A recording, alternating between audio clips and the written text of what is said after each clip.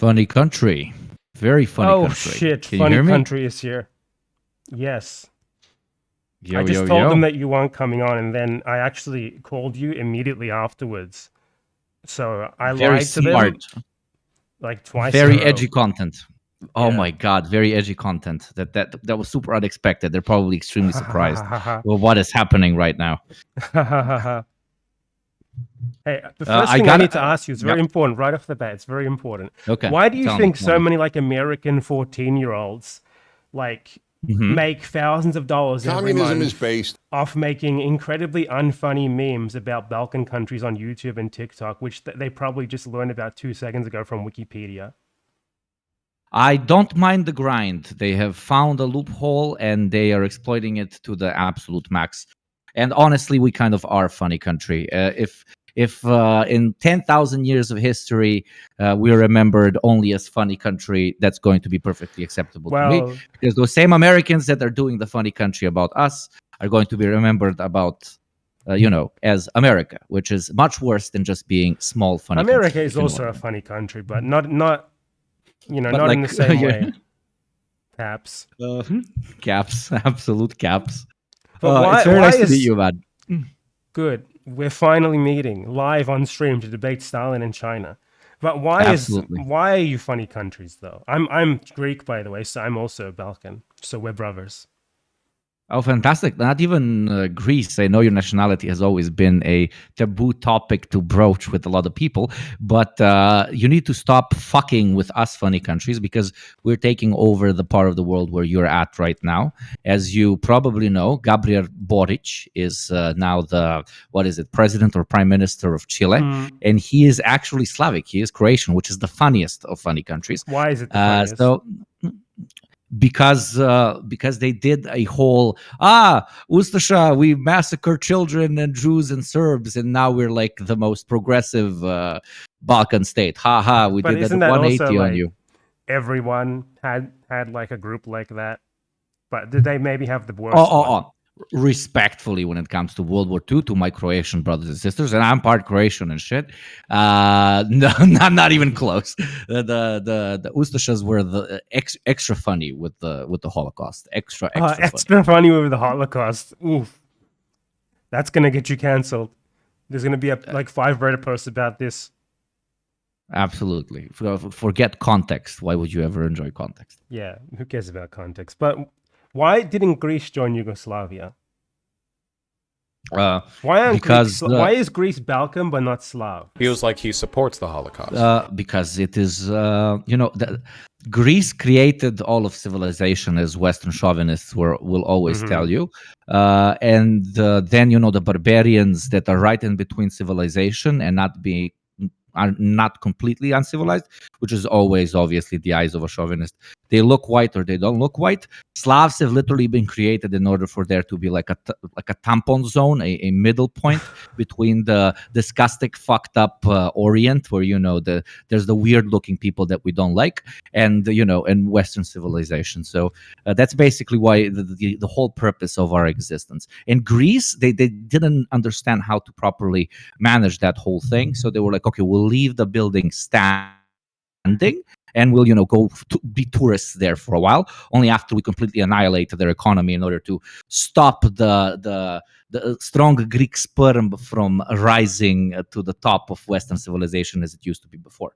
Don't you know, like, that's literally why the EU exists, in order for the Greek economy to be destroyed, in order for them not to be able to rise up and take over and create basically a new Roman Empire. So basically what you're saying is that the European Union was created by Turkey in order to prevent Greece decolonizing Turkey. This should be common knowledge at this point. The Ottoman Empire never truly fell. 500 years of disgusting oppression and slavery that they committed upon the Balkan Empire, they only pretended to go away, and instead they literally founded the European Union. Belgium, Istanbul, it's basically the same thing. The EU is the extension of the Ottoman Empire. At this point, I'm trying really hard. This sounds very try-hardy, But yes, basically yes. EU, Ottoman Empire, in order to kick this is true to stop Greek gold sperm from taking over. Yeah, are you familiar with the new chronology, the amazing Russian alternate history theory where basically all of history is false in order to delegitimize Russia or something? Not fully. Please do introduce me to it. Well, I'm not familiar with it at all. I'm just reading off Wikipedia, right? I just know the name and it's funny. It's like a theory that like ancient Greece, Rome, and Egypt actually happened like 500 years ago rather than like 3,000 years ago. And this somehow makes Russia like the legitimate world power or some shit. I don't fucking know, honestly. But I think this theory of European Union being a Turkish communism is better. I think this is a much better theory of history, and we should try to introduce this to the academy. I'm willing to write the first book. I thank you. I would love to have you as a co-writer on the first one. I just have to finish my other view, which is I do very rigorous research, by the way.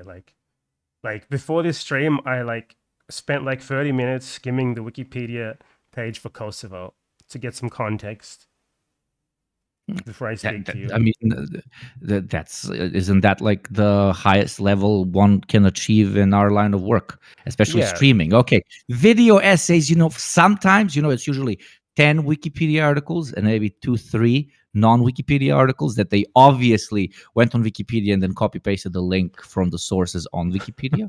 but for proper Twitch streamers, they don't even do that. They just source the Wikipedia page directly. They don't even do it like relatively, like just fuck over the system a bit, or like sit down. Okay, so you're writing about something, just sit and Google articles about X, Y, or Z, and then just list those out. Like chances of somebody actually checking on your shit are absolutely minimal. But that's what if you know the channel, like what is alt hist? That guy, he just says whatever comes to mind without putting any sources there. And then when someone asks for a source, he just like Googles a bunch of book names and cut and paste them.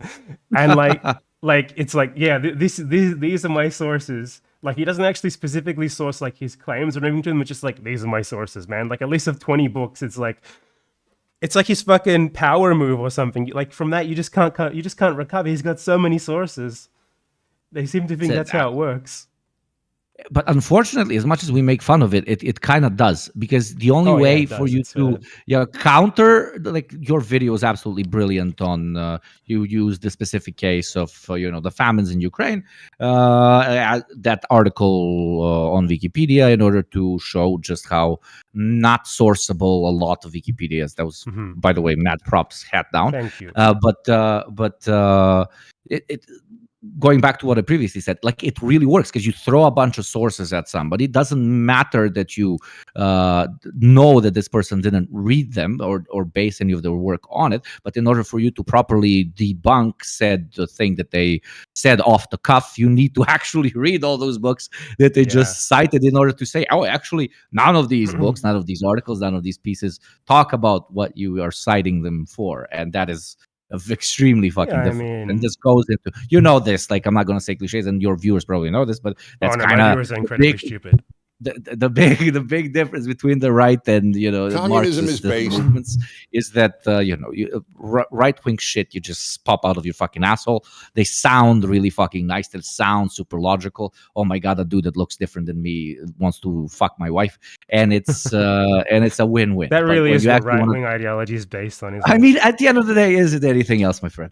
But when it comes to proper class consciousness spreading, you gotta dig deeper than just. Yeah, but still, we can like also extend this to like modern Western imperialist ideologies. Like China wants to fuck Taiwan. China wants to steal my Latin American rape ground or something. That's what it's all about. It's all the same pathology. Basically, Freudism is right. I guess don't that's my tough spot. Don't touch me in Freud. I get I mean, like my tough spot. Get into trouble all the time. Yeah, exactly. My phallic object, which is Freud to me. He is always been my. I don't know anything about him. All I know is penises and having sex with your mother, and it's funny. That's like half of the things that I know about anything. How I can meme them. It's like with a lot of philosophers. If philosophers, psychoanalysts, etc., if you ignore 98% of their work, which is absolute garbage, you can find some gold. So you can find something funny.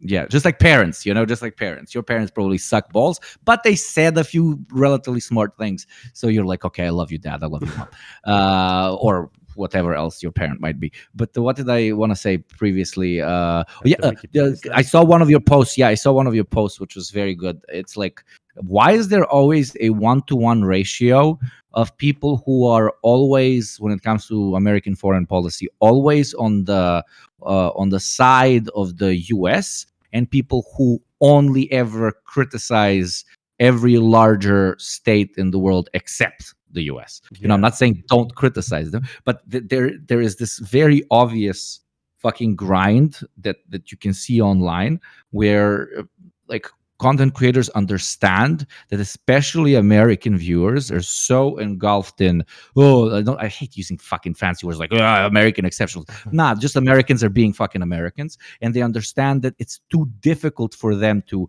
not be on the side of the US no matter how much they understand the US is in the wrong in certain cases.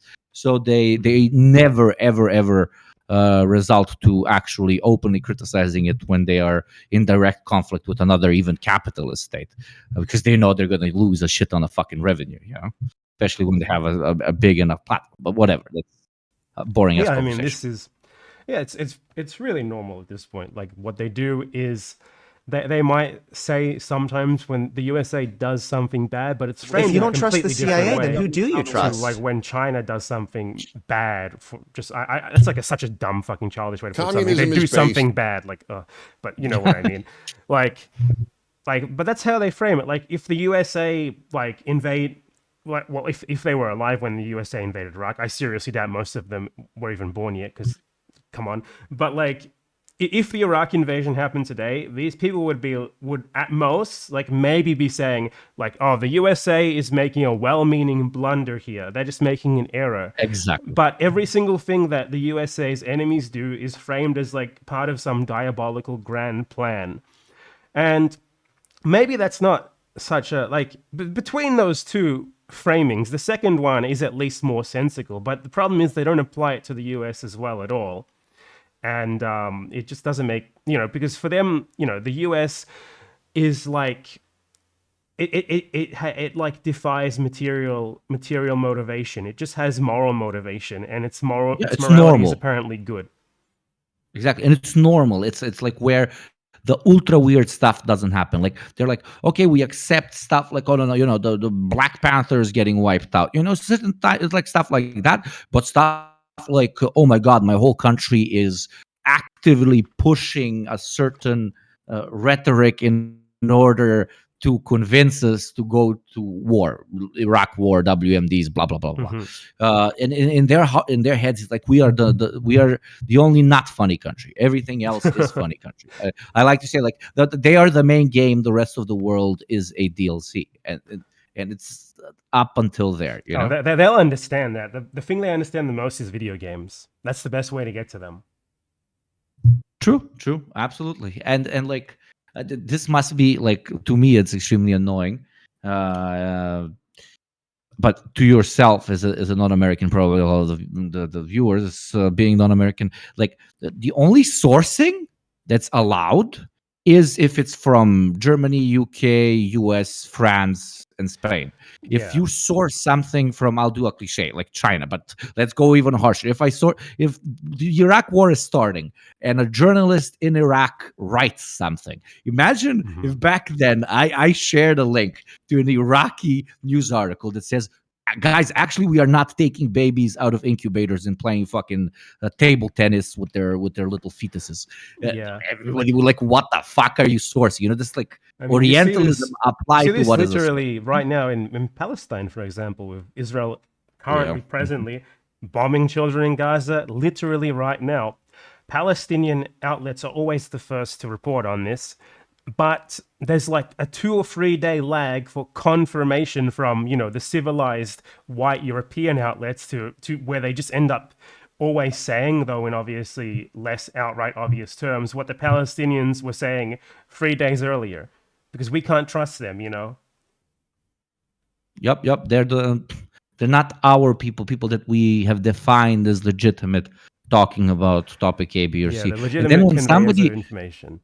Exactly. And then when someone who is a legitimate conveyor of information, thank you, shows that English is your first language. I'm fucking around. I love you. It's and like I really don't want to talk about Russia, Ukraine, or whatever, but I think it's a great example to use. Amnesty International the other week came out with maybe the Ukrainian forces do hide in schools and theaters, and that's why like the Russians bomb that shit, and then a bunch of civilians die. And this is a legitimate conveyor information in the heads of these people. Their brains stop working. It's just melted.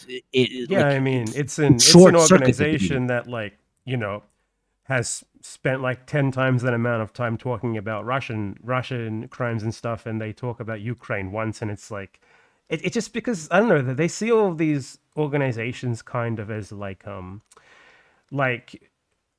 their side, sort of, rather than just reporters on information or whatever. Now, obviously, Amnesty does usually take a certain side. It's obviously at the very least is very involved in sort of like the sort of liberal internationalist humanistic ideal, which is by default pretty Western favoring. But they still occasionally kind of have to admit things.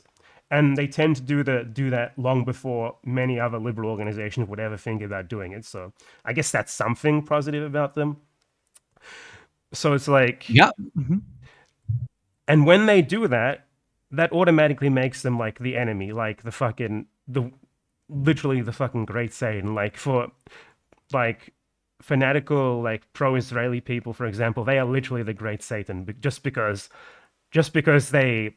They talk about bad things that Israel does every now and again. That's exactly what I wanted to ask you a question regarding that. What do you think, like, hardcore Israel stands? Do they come from a place of actual? Because at this point, to me, it's impossible to be like this. At least, like, from my framing of what my morality is, or whatever you want to call it. Do you think these people like actually believe in the shit that they're saying? Oh no, or it's so malleable. It's all malleable. It's malleable. That means like they can change it whenever.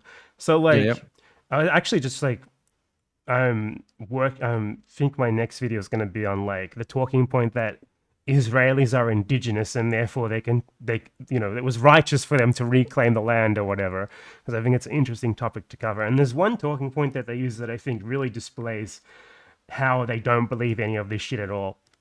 So if you're familiar with the Palestinian refugee problem, 750,000 people were expelled by Israel, and the talking point that a lot of pro-Israel people use now is that no other group of people can be refugees intergenerationally, right? They don't have a claim to come back because their parents or their grandparents were refugees. Now, let's apply that. Yeah, everybody else. This isn't true, by the way. This isn't true. Fundamentally, it's not true. Refugee status can be inherited until they literally like settle legally with the protection of another state for like at least one generation. That's maybe when it changes, but they're still entitled to like citizenship. Even most countries, even without refugee status, illegal immigrants, like fourth generation. If you have like they're allowed to old go back ID from your great grandpa, you go back to I don't fucking know Kazakhstan, and you're like, dude, I'm actually Kazakh. Kazakhstan's gonna give you a fucking passport. Sorry, it's so wild. Yeah, please continue. But my point with this is, now let's apply that logic to the foundational argument of Israel. This is ours because 2,000 years ago we were expelled from here. Oh shit, what happens? Oh no. And that is like the best, just the greatest example of how they don't believe a single fucking word that they say, because it's not. It's it's fascist rhetoric, basically. It's ethno-fascist rhetoric. It doesn't make sense. None of it makes sense because ethnicity isn't real. Ethnic, blood claims to territory aren't real. None of it makes any sense. So they just make it up as they go along. And you can catch them in these sorts of idiotic contradictions all the time because of that. Absolutely.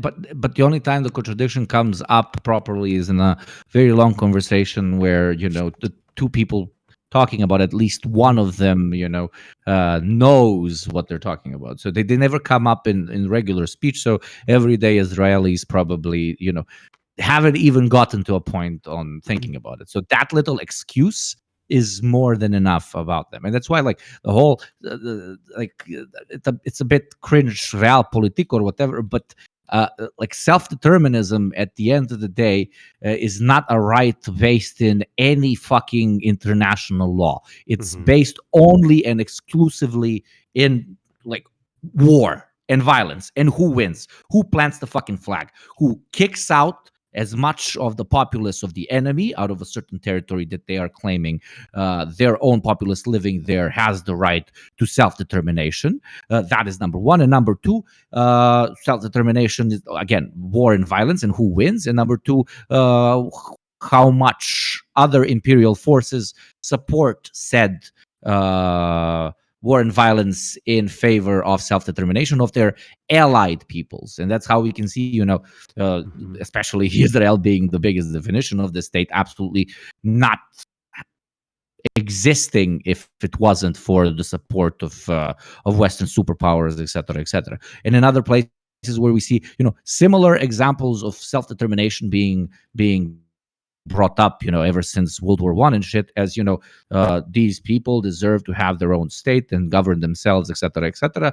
But when it's not in favor of the Western status quo, then this self-determinism is branded as separatism, etc. I'm not calling one side stupid and the other one like not. I'm saying what ends up it's always going to be hypocritical. Self-determination is always going to be hypocritical. The only force defines who is right and who gets to create a state, as fucked up as it is in the neoliberal and world. That's the thing. I mean, that's the whole, really, the whole premise of Palestinian resistance and solidarity is that we need to force these imperial powers, these global hegemons, to take the Palestinian side by making it politically inconvenient for them not to, so that Palestinians can have self-determination, basically. And that's why Israel had their so-called self-determination, because they were seen as a useful potential outpost for Western imperialists. I'm consuming. Also in a very uncharacteristic cringe moment by Joseph Stalin. Yep. Joseph Stalin. He did everything else correct until then. Yeah. He just had to be a Zionist. Like the shortening of the mustache is also a problem. But, like, when we think, like, I'm not talking about Stalin in particular. I'm talking, like, all the politicians involved in the creation of the state of Israel. A topic, obviously, I'm not an expert on, because Israel is not a funny country. Israel, as an extension of the United States, is not a funny country. Palestinians, super funny country. Fucking every other, like, Muslim nationality here, funny country. But pro-Western, not funny country. But not like after, but. It's such a repetitive fucking thing. So obviously we had World War II. Oh my God, the shock. Look at the horrible thing that happened here. So we're giving kind of a free-for-all when it comes to the actions of the people who now we believe deserve to have. Not just that. Like, they need somewhere to go that isn't our countries. Don't forget that. That was a big part of the motivation. Always. Absolutely. It's as if they didn't learn jack shit from the entirety of it's the like, war. oh, what happened to these people is so terrible. Anyway, they can't come here. Exactly. It's and that, that argumentation is always only used in favor of a favorable ethnicity or state, and is absolutely not used and completely ignored when it comes to the self-determination of another. And Israel, Palestine, there's no room. They can't you talk come about there. it very often, and I'm very, very happy you did, because you do it very well. is literally the definition of that. That like international law doesn't exist. Like it doesn't exist. It's fugazi, woo, fairy absolutely. dust. There's many articles and stuff coming out lately about basically like, worthy versus unworthy victims, explicitly comparing Ukraine to Palestine. Now, obviously, these two situations are not exactly alike or even really that alike, aside from the fact that, we're talking about, I guess like military aggression against people or a country or whatever. But it is very enlightening to see like the massive global falling in line in support of Ukraine, and literally nothing like that happening, at least in the first world, for Palestine ever. It is kind of changing, though it's a much slower thing, Yeah. And a lot of people talk about like it's just about, oh my God, the war in Ukraine is closer to where we're at, and that's why the Western world cares a lot more about it. I think that's like still a massive factor. Obviously, everybody has racism and Orientalism inbuilt through neoliberalism in them, but like there was conflicts there since 2014, and before you get your panties in a twist, not you, but everybody. No, I'm not saying, oh, this is the same as back then. Obviously, the conflict has intensified greatly. What I am saying is that thousands, over 140,000 individuals, be them soldiers or civilians, that was the Balkan War. A shit ton of people died since 2014 in conflict zones in Ukraine, and it wasn't that big of a topic out of like 2-3 months when the actual conflict began in Crimea, in Donetsk, in Lugansk, etc., when it comes to Western press, Western media, and through that, when it comes to the reaction of the Western world against this, as they defined it, Russian meddling at that point. So we what I'm doing is I'm comparing the massive reaction that we've had recently to the lack of reaction which we've had before. And a person obviously can use the argument, okay, the reaction is much more intense now because the war is much more intense now. Well, honestly, the war is not that much more intense for it to call for a reaction which is so different. So where am I going with this entire thing? So yes, a lot of Westerners care more about Ukraine than, for example, they do about Yemen or about Palestine because it's closer. But also because every single media fucking outlet that exists on planet Earth from day one of the war, be it the social media platforms, be it actual fucking outlets, concentrated and sold this to us as the start of World War 17, as the greatest fucking most brutal, gruesome war that has ever been seen by the human eye. And it spread so much into the human fucking consciousness. What was the Chomsky shit? Sorry, I'm on vodka number 12 at this point. It's Sunday. Manufacturing consent on fucking steroids. It was an informational blitzkrieg, and that's why still we're in fucking month 3, 4. People are still absolutely obsessed with this. Yes, it's an important topic, etc. But the only thing I'm trying to leave you and the audience with is it wasn't just, oh my God, white people care about white people. No, there was so much money put into everybody caring about this that also influenced why everyone is talking about it and not other struggles around the world. And like to add to that, which you just put very well, it's not solely the attention being paid to it. It's also which also is related to what you said earlier regarding like allowed information, right? Like who we're allowed to accept.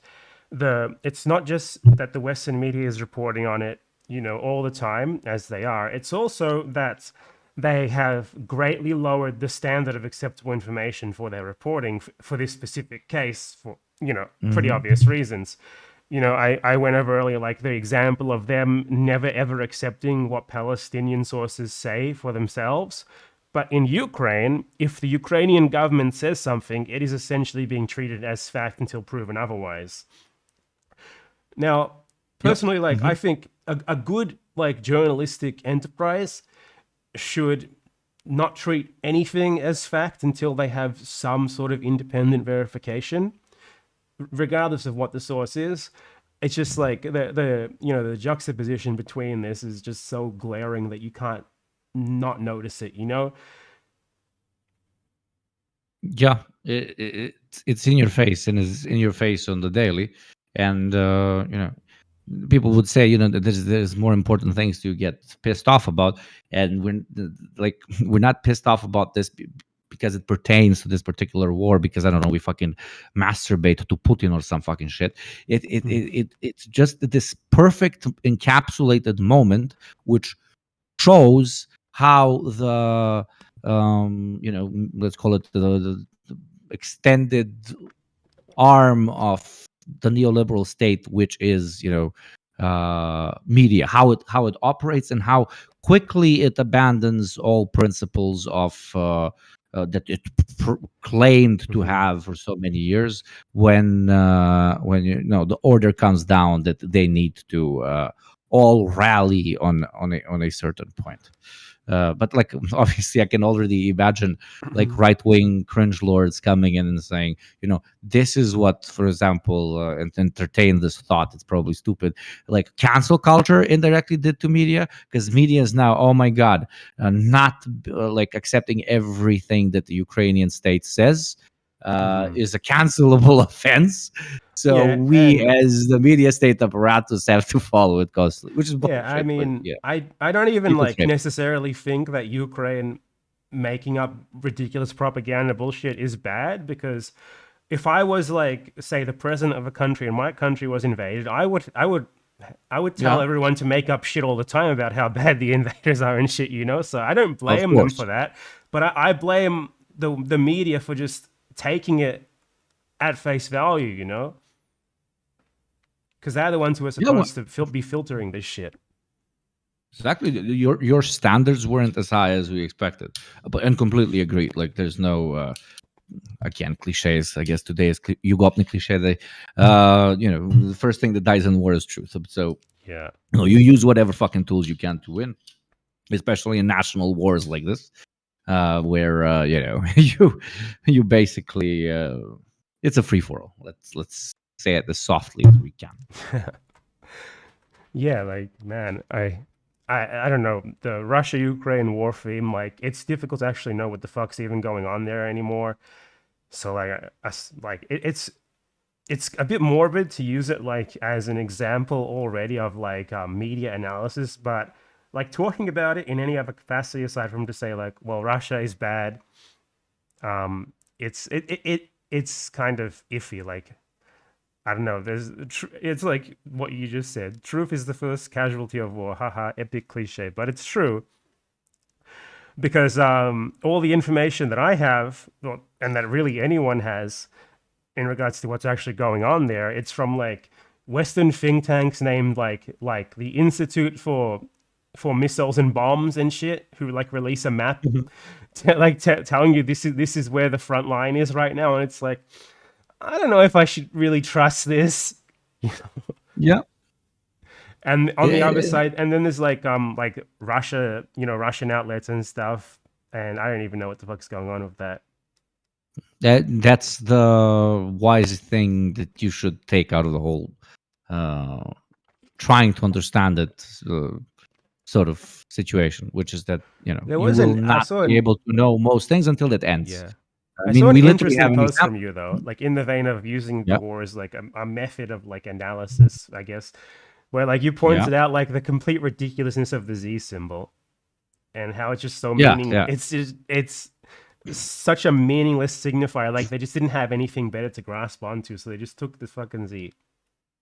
Absolutely, that they just for logistical reasons were using in the beginning of the war, and now with the other symbols that they're using, they're trying to blend something together. You could even make fun of Ukrainian Nazi symbols, and not even Nazi, but just national symbols that they scrapped together from sometimes even ragtag groups that didn't even have fucking 20 members in World War II, only so that they can identify with something other than the fact that their grandpa gave their fucking life shooting at Nazis and not pretending to be one.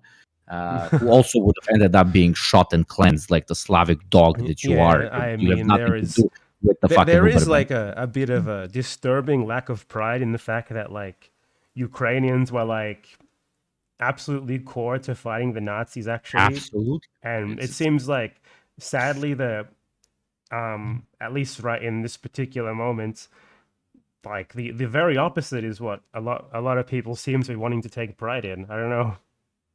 It's the typical, like I made a video on this. It's the typical syndrome of post socialist mayhem and destruction. The necessity for countries which have previously participated in an internationalist project to solidify their own national belonging, not necessarily through ideas of what makes us us, but more importantly, what makes us not like the other. Literally, the reactionary approach to nation building. And we've had that is literally defined the massive case of the biggest war in Europe since World War II up until this one. Actually, still bigger if you look at the number of dead civilians. But you shouldn't look at wars like who killed more people. But the war of Yugoslavia and the falling apart of Yugoslavia that lasted, arguably, if you put it all together, like 7-8 years.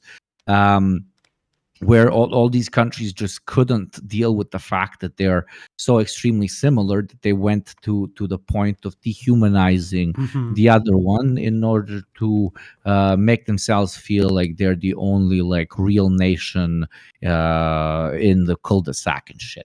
And the same thing is happening with them, and the same thing is always going to happen in wars which are not based in anything more than just neoliberal nationalist rhetoric, because it doesn't really have a massive ideology. Yes, you can build for the Ukrainians, you can build obviously a rhetoric of anti-imperialism. We're fighting the ex-Soviets, we're fighting the Russians, we're freeing our state from their hands, and we're creating our own sovereign state which wants to ally themselves with the civilized West. For the Russians, you can use the similar argument, for example, Serbs used during the Yugoslav wars. Those motherfuckers want to do their thing, but we have such a large population there that doesn't want to live under their yoke and their culture and that's why we're going to engage in this case special operation, etc., etc.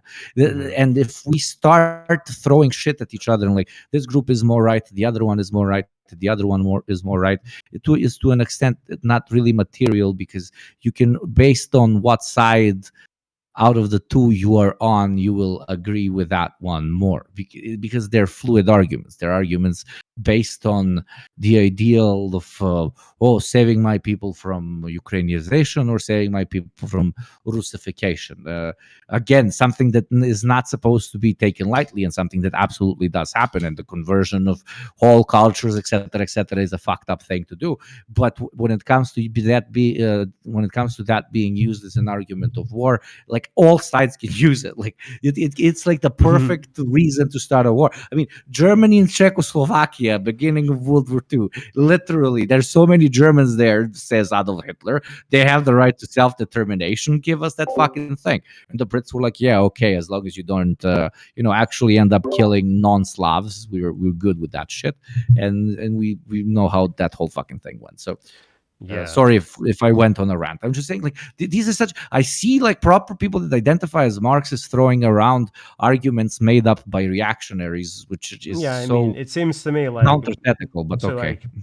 Put like that to like try and summarize how I understood what you were saying there. It's like just like defining yourself as the opposite of whatever like your opponent, real or imagined, is perceived to be, right? Like,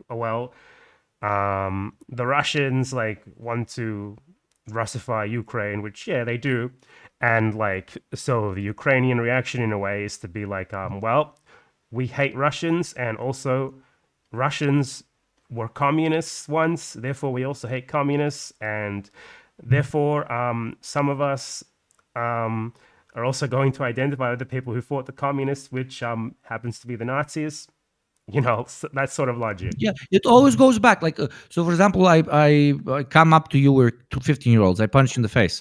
You tell me, why the fuck did you punch me in the face? Then you punch me in the face. And then a third kid comes and they're like, okay, what happened? And I'm bleeding and you're bleeding, and you say, dude, this motherfucker punched me in the face.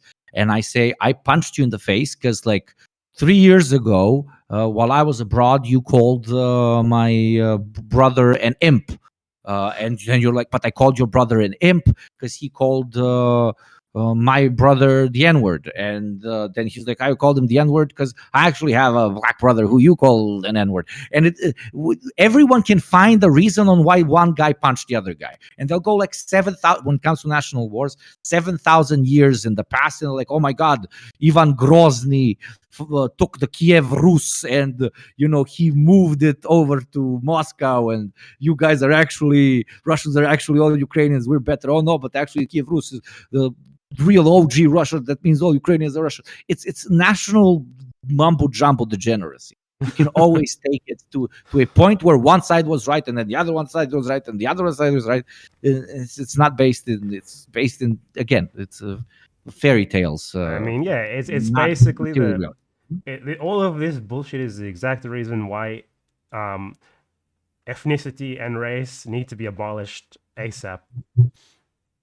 That's why we need the cosmic race. Absolutely.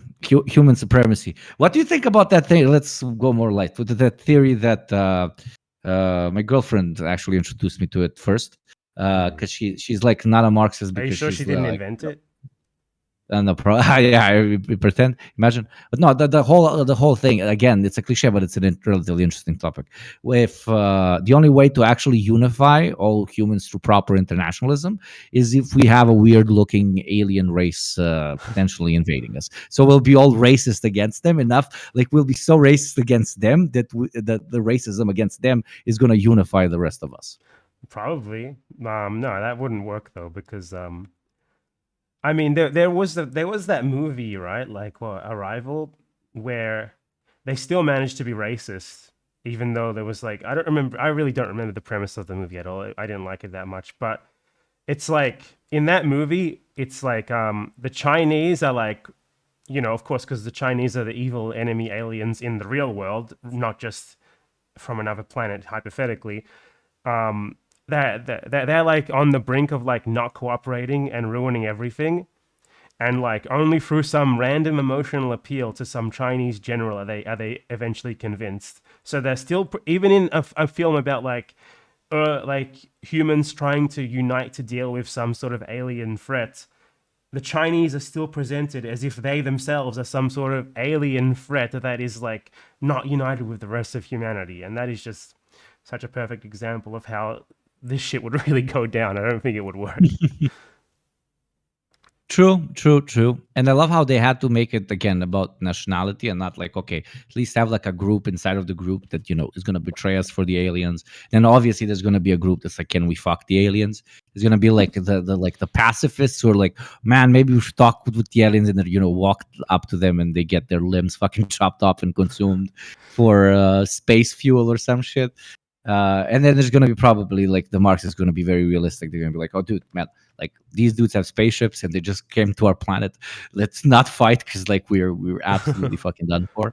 Now, actually, you know what is funny enough for arguably for a civilization to have spacefaring capabilities, they will need to have achieved a relative equilibrium on their own planet, which means that they will have to have achieved either like fascism to the extent where only one superpower exterminated the rest, and then somehow, because this is a counter thesis to fascism, stopped before they engulfed themselves into war by looking for foreign enemies throughout the galaxy in order for the empire to feed itself, or literally they went communist and they were like, now let's spread the word of Marx. I mean, sort of like a internationalist galactic religion could of they Marxism. Possibly have to come here in the first place? It would either be to kill us all and just take the planet for themselves, or like embrace I don't know, us. they're all communists or something. And I don't know which is more likely. I don't know. They probably don't exist anymore. Who cares about aliens? We're all dead in 50 years. We're all going to burn to death. What does it matter? Absolutely. We might as well just laugh at Balkan's memes until then. Yeah, just do some lols, click subscribe to Bad Empanada, donate some cash on Patreon. Why are you telling them to donate to me instead of you? You're from Balkan. You're very poor. You need the money. Yeah, true. I don't. It doesn't matter if you're not. Gold. Say it anyway. It works. Absolutely. I'm very do the poors. I do the poors. Yeah. Communism is you can't based. even it's afford. not easy. Jokes aside, You can't even afford a real tracksuit. Only fake. Yeah. Isn't it? And that's always again a cliche, but kind of fun. You're doing good. Isn't that like a Russian cliche though, not like a Balkan cliche, or is it from? When it comes to the tracksuit, nah, it's for everywhere. I can't explain it. I mean, it was an Australian thing as well in like the 90s. So, dude, it's right now like I'm gonna get canceled for this, but right now all rappers in England are appropriating my culture. Like, everybody's wearing tracksuits. You ever fucking listen to fucking British rap? Everybody's wearing fucking tracksuits. We started that shit, motherfucker. Italians appropriated us a long time ago over in the US. American Italians. Isn't like there like some Italian appropriation tracksuit brand? Isn't Kappa Italian? I don't know. Yeah, it sounds Italian. It is. Well, technically, it's a 100-year-old brand, but let's pretend. Let's all pretend. And Adidas, isn't Adidas like a Nazi collaborator brand? Yeah, they're all bad. Yeah. They're all terrible. It's different countries had like some wore like the black and white ones more and shit. The others like went fully like a lot of shapes and colors, like purple, pink, yellow, and shit. But yeah, tracksuits just became a thing. Like, I'm probably gonna say something stupid because I can't source this, but it's to okay, me, it's like everybody, like a military service was mandatory, right? So everybody got into the vibe and the aesthetic of a uniform, and a tracksuit is like a perfect, easy to upkeep, and yet socially seen as you being well kept aesthetic. So you just go with the tracksuit because obviously they just massacred your country. Yeah, but that's like the opposite of like, I don't know. I feel like every country I've ever lived in, like if you're in a tracksuit, it's like you're basically in your pajamas. Exactly, but that's aesthetics are 100% subjective view of what for example is formal attire, what isn't. And probably suits were still formal attire because a lot of in the Eastern Bloc and in Yugoslavia people wore suits, but at the point when all our countries were absolutely decimated by poverty, ain't nobody got money for a suit, so you go with the next best thing, which is a tracksuit, which kind of looks like a uniform. So you're the thing. Now it's twisted. Now not a lot of people wear tracksuits. And when I went to the States, I was absolutely shell shocked because I grew up on the idea through fucking MTV or whatever that's like the best dressed fucking country on the planet where all the fashion comes from, and everybody's fucking walking around zombified with their little fucking pajamas. Not even walking around. Everybody's in their car, so you can't even look at it. You get into their car, their whole car is fucking packed with like 7-month-old Starbucks and fucking Burger King and whatever that fucking homophobic chicken they eat. Only times Americans walk is to the McDonald's and from the McDonald's back to their car. Exactly. Where'd you go in the USA? I went there once and it was also terrible. I was in Maryland. I was in New York. I was like the work and travel program where we went to work our asses off. I worked like in a kitchen. I worked construction. I worked as a cashier with like 15 hours a day. Yeah, to get some money to pay off. In Australia has that too, and they invite people from poor countries to come over and basically try to do everything possible to direct them into working as like illegally underpaid farm labor because the locals don't want to do it. Is that sort of thing. That sort of thing. And it's sold to them as some sort of incredible opportunity of a lifetime. Exactly. Yeah, like and they call it work and travel, but there's no traveling. Yeah, not at all. It's just work. It's just it's a work visa for people who would otherwise never be able to get a work visa in the country, basically. And I had to quit my job. I had to quit my job 10 days early before my visa runs out in order for I have 10 days to travel. The first time I went to the US, I went like 2 more times. So 10 days of travel. I was gonna just add on to that, like I live in Argentina now, so I know lots lots of people who like treat that opportunity like as an opportunity, like as some sort of incredible, amazing thing. I'm gonna go to Australia. I'm gonna work and make so much money. And I mean, they do make quite a bit of money to be able to take home. That's the only kind of good thing about it. But when they're there, they literally like live like slaves. Like they don't spend money on food because it's too expensive. They rely on like the employee to give them a place to live and stuff, on the employer to give them a place to live and stuff. And yeah, when they go home, it's like, you know, they might have like $10,000 saved up to spend, but it's like at the cost of being a slave for a year or two. Basically, essentially, like it would be illegal to treat an Australian worker in the way that they are treated. Exactly, and not sometimes not even for like a year or two, you know, or 2-3 summers, 4 summers. Oh yeah, and another thing is they all go there in the hope that they will find some way of being able to stay for longer, but there is no hope. It's impossible because they're not from like the designated allowed immigrant list. Absolutely, and some of the ones that actually do end up staying illegally, they lie to themselves. Okay, I'm gonna stay in this shithole for like 3, 4, 5 more years, and I'm gonna make enough money to go back home and open a restaurant or something. And I literally know, like, I'm not even saying 2, 3. I know 7, 8 dudes that I remember from my quote unquote work and travel experience that after staying for a bit, you know, it gets in your fucking brain. You get used to it. You get used to being, you know, as you said, a slave. And they ended up just staying there, you know, fucking cleaning dishes and cooking in kitchens, which there's absolutely nothing wrong with that. But oh no, super illegally, and the American employers absolutely love that. In Australia, they're much better at the enforcement. What they do in Australia is like literally the day that your visa expires, immigration agents go to wherever your listed address is and they try to fucking find you. Like the border protection guys, they are they're even worse than the US probably. No, but it's just so like you see these people with brilliant potential and stuff. Okay, not most of them are probably going to be like corporate sellouts or some shit, but a lot of them who are brilliant, great potential in life, end up doing something that they don't like. It's not about I'm not shitting on those particular jobs. I'm just like, it's obvious that these people do not want to do those jobs, and they end up doing those jobs like super far away from their family, and they end up, you know, like just marrying some random American person to then, you know, legalize their stay and, you know, live out their extremely mediocre lives again away from the family before. It's very common here. I don't know if it's common. There's no room. They can't come there.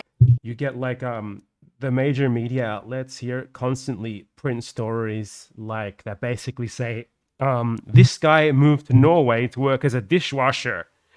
Now he makes X amount of money per month. That isn't a lot in Norway, but that sounds like a lot when you're from Argentina. Yeah. And they try to frame it as if this person has like immeasurably improved their life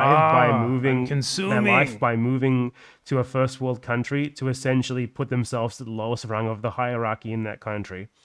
And it's like just so completely dishonest and manipulative. And they're essentially just trying to sell the idea that your country sucks and the only way out is to leave.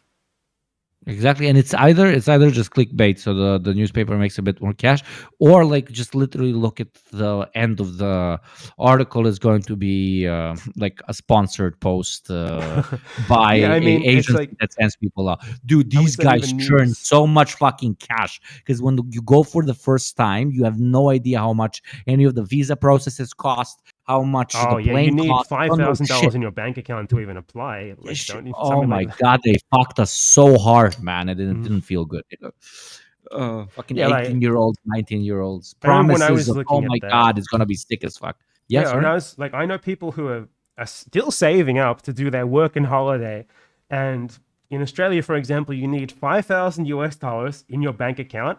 You need to pay for a travel insurance, which costs like at least $500 more. A bunch of other shit. You need like a bunch of medical tests and stuff. All in all, you have to save. Like for someone here, you need to save up for like 5 years to get that shit. Even longer, honestly. And by the time you get it, you're probably too old to go anyway because it has an age limit. It's just like it's I don't even know the proper way to describe it, but If you even go in the first place, because what they do at the embassy, they ask you about your grades, they ask you about the financial situation of your parents, like they ask you you about need a everything. reason to come back, or they don't even let you go. Exactly. If you're like, I had a lot of friends that they were the ones that needed to go and make some money to pay off fucking university the most, because they were in poverty more than me, and they ended up not going because they were in poverty more than me. Because again, as you said it, no reason to come back. Yeah.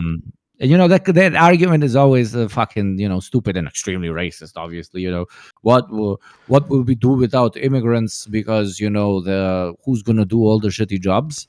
But that problem is catching up with them, because like genuinely their local population does not want to do the fucking shitty jobs. And like Brexit in the UK was a prime example of this, where they like were very harsh about cutting relationships with our ex unattractive girlfriend of the EU. Now we're big chunk is we're gonna go back to fucking our sisters. But when it comes to people working on farms, and when it comes to people picking berries and shit, they were absolutely fine with continuing using EU labor and shit. So it's constant they created circles. like a bunch of loopholes and shit for that, didn't they? Exactly. Of course. What I was going to ask you, bringing up the US thing, is like, what was your experience of like the American stereotypes, like going to the US for the first time and stuff? Because when I went to the US, I was already like, I hate to use this word as like an adjective self-description, but political, so to speak. But for you, like, did that come later, or were you already sort of conscious of this sort of stuff when you went there? And if like so, like, how did you interpret like Burgerland? To me, it was one of the most important things I've ever done in my life, because I had like very self-internalized the concepts of the reason Eastern Europe and Central Europe and Southern Europe isn't doing well is because we had that whole communism idiocy, and we still have this stupid ass communist ideology that we haven't adapted quickly enough to the way Western civilized states do, and embrace capitalism and the free market, and etc. etc. And I kept the U.S. as this sort of on a pedestal, as a sort of utopia where everybody, if they work hard enough, they will make it, etc. etc. And there was the U.S. being on that pedestal was very important to me, because it kind of constantly gave me an excuse to hate on where I come from, as this like backwards barbaric place which will never achieve things that the greatest these great Western superpowers have.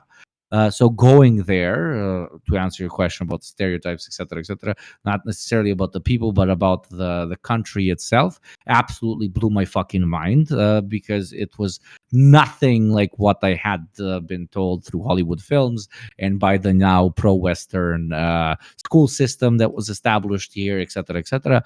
I met people who worked 2-3 jobs in order to even get by. Absolutely everybody I knew had some sort of loan. I saw the way they treated me as an immigrant. I saw how they treated other people who were like long-term immigrants there. I saw the rates of homelessness. I saw fucking everybody just high out of their mind on 17 different fucking narcotics in order to get through the fucking day. I saw this extremely backwards shithole. And then I was like, oh my God, maybe yes, we're not as advanced as the Westerners. And I didn't change my mind, because we were socialist to an extent for a long period of time. But with a twist to that saying, we still have some leftover humanity in us culturally because of that socialist experiment, which doesn't allow us to be as brutal as these motherfuckers to each other, only for the line to go up, and I had like after my first year of like formal political science education, where I had touched on Marx, but after I properly worked for 12-14 hours in apparently the place where I should have the most rights as a worker, in the brain of my 18-year-old self back then, like everything clicked. So you went like right away. Sparked. Yeah, class consciousness sparked real hard, and the rest is history. So I guess I have to thank the U.S. to an extent for making me who I am. Because if I went and I liked you guys as fucking country, I would probably still be LARPing that You would be shit, working in like a think tank right now, like the Balkan Institute for Freedom or some shit. Yeah, I mean, I already work for disgusting ass corporations, so I'm not too far away. But learn from your enemy in order to use it against them at some point. Yeah, wow, what a great story, man. My story is nowhere near as cool as that. My story is like, well, like when I went there, like I already had a bad image of the U.S. as any gentleman. You were smarter than me. You were smarter than me. There you go. I was a stupid ass kid. I was probably just older than you. I went there when I was like 26, so I was a bit older, and I went there I didn't actually go there because I wanted to see the U.S. or anything, just because I wanted to meet some friends, in their own country, which I gave them too much respect. I gave them too much respect. I'm kidding. They didn't deserve to be met in their own country, and one of them lived in Los Angeles. I don't know what was it called. It was some rich part of Los Angeles, and I stayed in a Hollywood. Now I thought that Hollywood was like a good part of Los Angeles because it's fucking Hollywood. Hollywood is it's the place where they make the movies. Everyone there must be the center of the planet. It's literally Hollywood is not a good part. Hollywood is basically just normal Los Angeles. It's like I remember I just left the place where I was staying. Like the second that I got there, I immediately left the place. I'm saying, I'm gonna walk around until my friends got off work and we can meet up. I walk around and first thing I see when I get to the corner is random white cop questioning some I assume Mexican carpet cleaning worker who doesn't speak English and yelling at him about how this is America. You speak English here. And I just I'm like, I don't want to get involved in that. They might kill me. So I just keep walking and get to the first major intersection that I find. The one cool thing that I saw the entire time was a drag queen just saying hi to everyone for some reason at this intersection. That was the cool thing. That the only cool thing that I encountered in my entire time in the USA. And I also forgot to mention on the way there, past 10 homeless people. And I got on the subway because by some miracle, there's no public transport there, by the way. There is, but it's an illusion. It's by any good standard, it's not public transport. I mean, Buenos Aires is a third world city technically, because it's in the third world technically, but the public transport here is literally 20 times better. Same here. I happen to be next to a subway line, but the subway lines there are so far apart from one another, and they're so few that they might as well not exist. It's just it's terrible. But I went to the subway, went to the city center, and it was a bunch of what you could tell were extremely new, gentrified, hipster sort of locales, restaurants and cafes and stuff, next to people lying down in the street, literally screaming about how they think they're dying, and everyone just ignores them. And I was like, yeah, this is what I thought America was like. This is it. This is it. This is exactly what I thought it would be. Confirmation time. Absolutely. It's that's all that I can say about it. It was the same. The other place that I stayed was I've seen New York, I've seen Miami, also equal shitholes. Actually, Miami was weirdly horrible, very fucked up. Yeah, Americans have their narrative about Los Angeles and California that the only reason it's bad is because of the socialist democrats, as if the rest of the country isn't exactly the same.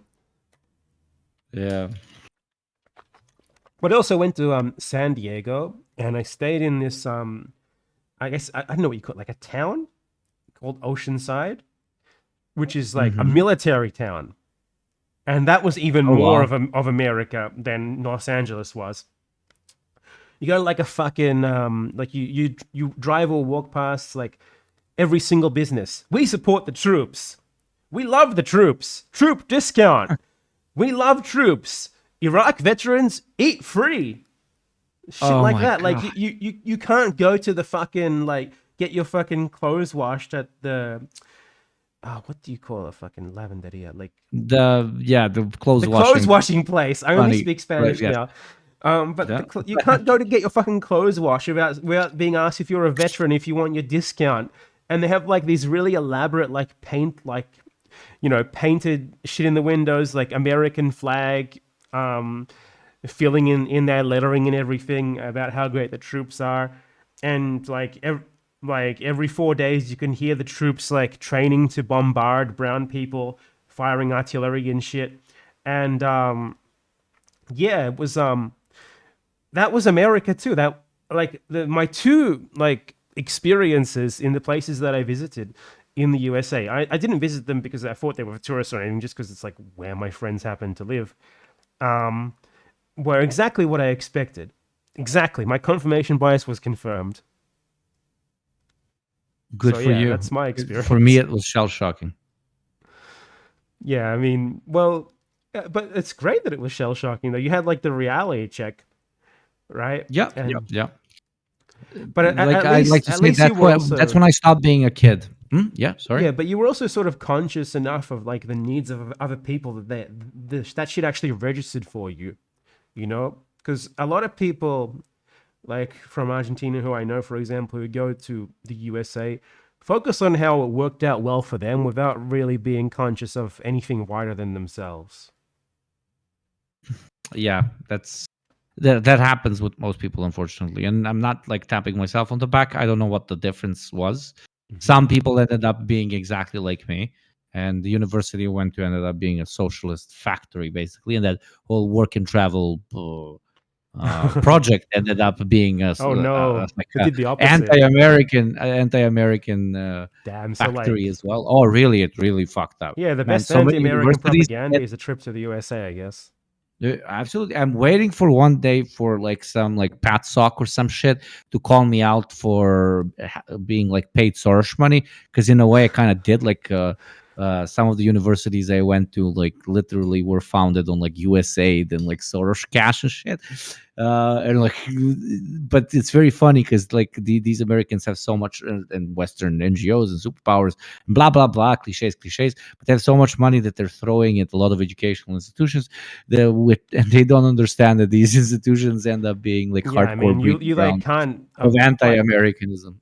I mean, it's like if there happens to be like a scholarship that's funded by like fucking the NED or something, just fucking apply for it. Who cares, man? It's not like they're directly employing you or whatever. That's how these people seem to think it works. Like if you in some way receive like a subsidy or funding, like say you're just a random student at a university who applied for a scholarship and they happen to give it to you, and you literally never spoke with anyone aside from that in your entire life. They think that you're like a CIA agent.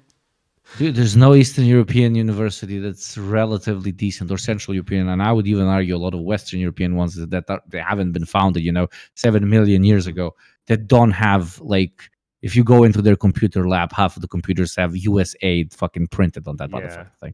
It's like UAD and shit. Like that, these guys have a lot of money and they want a lot of friends, and they're throwing money at them. The only thing I'm saying is, it's kind of backfiring, my friends. Maybe you should rethink not only work and travel, but universities and everything. Actually, please don't, because it's working in our favor. But but whatever. I mean, this was in Serbia, right, or somewhere else? You went to university in Serbia, right? No. Somewhere else. I would not like to. Okay, you're an anonymous. Balkan. An amalgamation. A lot of unis here are very small. So if I say even the region, some guy who's insane enough, they could arguably find me. Yeah, I was gonna ask Serbia because from what I understand, Serbia is like uniquely like anti-US. As far as the Balkans go. To an extent, yeah. But do they still have the USAID shit and stuff like that? Yeah. They absolutely do. Serbia is anti-American when it comes to its population, and it's very intense. Because obviously it was on the side of the war which did not receive US support. Yeah. So there's a very strong sense of Serbs got all the blame for a more complicated war. Let's just say it that way. Yeah. And they feel like the US played a big role in that. And now I'm talking about nationalist Serbs. And when I talk about, again, even some Serbs that participated in the war, but not necessarily nationalists, Serbs that are like anti-American, but not ultra patriotic and shit, they are just pissed off about the hypocrisy, which I talked about previously, and about, again, the oversimplification of the war, and most importantly about the fact that, arguably Yugoslavia might not have fallen apart if all these divisions weren't riled up. Like a lot of the Serbian nationalists didn't necessarily like Yugoslavia, though. Like, it seems like none of the nationalists actually liked Yugoslavia. Yeah, but none of the nationalists in all the other states. Long conversation. This could be a whole stream, but said as simply as possible. Hardcore, like not hardcore, but relative market reforms lead to what? Lead to not only bureaucracies, but small aspiring capitalists to build up in a country which is very internationalist, and that was founded on a basis of multiple ethnicities which all had their own regions. You end up having pockets of capitalists being born and developing in all of those separate regions. This is why we need the cosmic race. Absolutely. When they reach a point at which they have enough capital and they have enough international support to fight the capitalists of the other republics, they understand that the Yugoslav, in this case, an internationalist formation, is no longer in their, no longer serves their interests.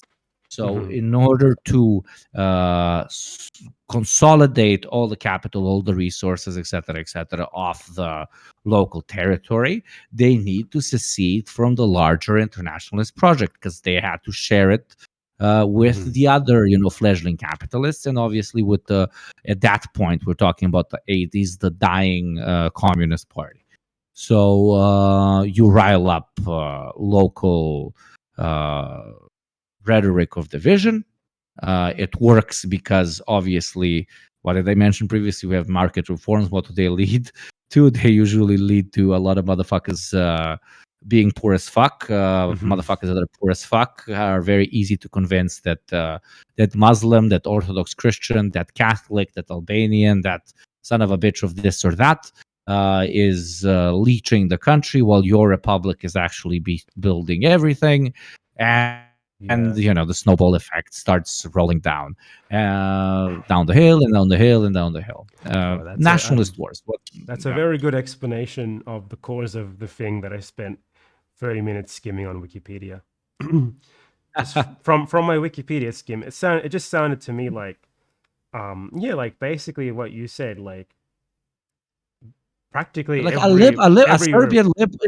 Serbian lib is gonna be like, oh my god, but you're ignoring the Croatians and the Albanians and the Bosnians to an extent. They started massacring us. They wanted to take the rights of our minority. That's why we needed to attack. Or then you would hear in Kosovo Albanian, oh my god, we have the right to self-determination. The Serbs wanted greater Serbia. Fascists, they wanted to do this to us. And then the Croatians, that all of that legitimate, but also liberal brain farts. Like, yes, okay, if you have liberal morality, yes, okay, Serbs bad if you're everybody else, Croats bad if you're everybody else, Bosnians bad if you're everybody else, Albanians bad if you're everybody else. But if you like want to see the kind of the relatively bigger picture, if you want to like remove yourself from being emotionally attached to absolutely horrific things that have happened in that war, at the end of the day, that's the reason they happened. Yeah, I mean, that's what I came out scrap thinking of capital.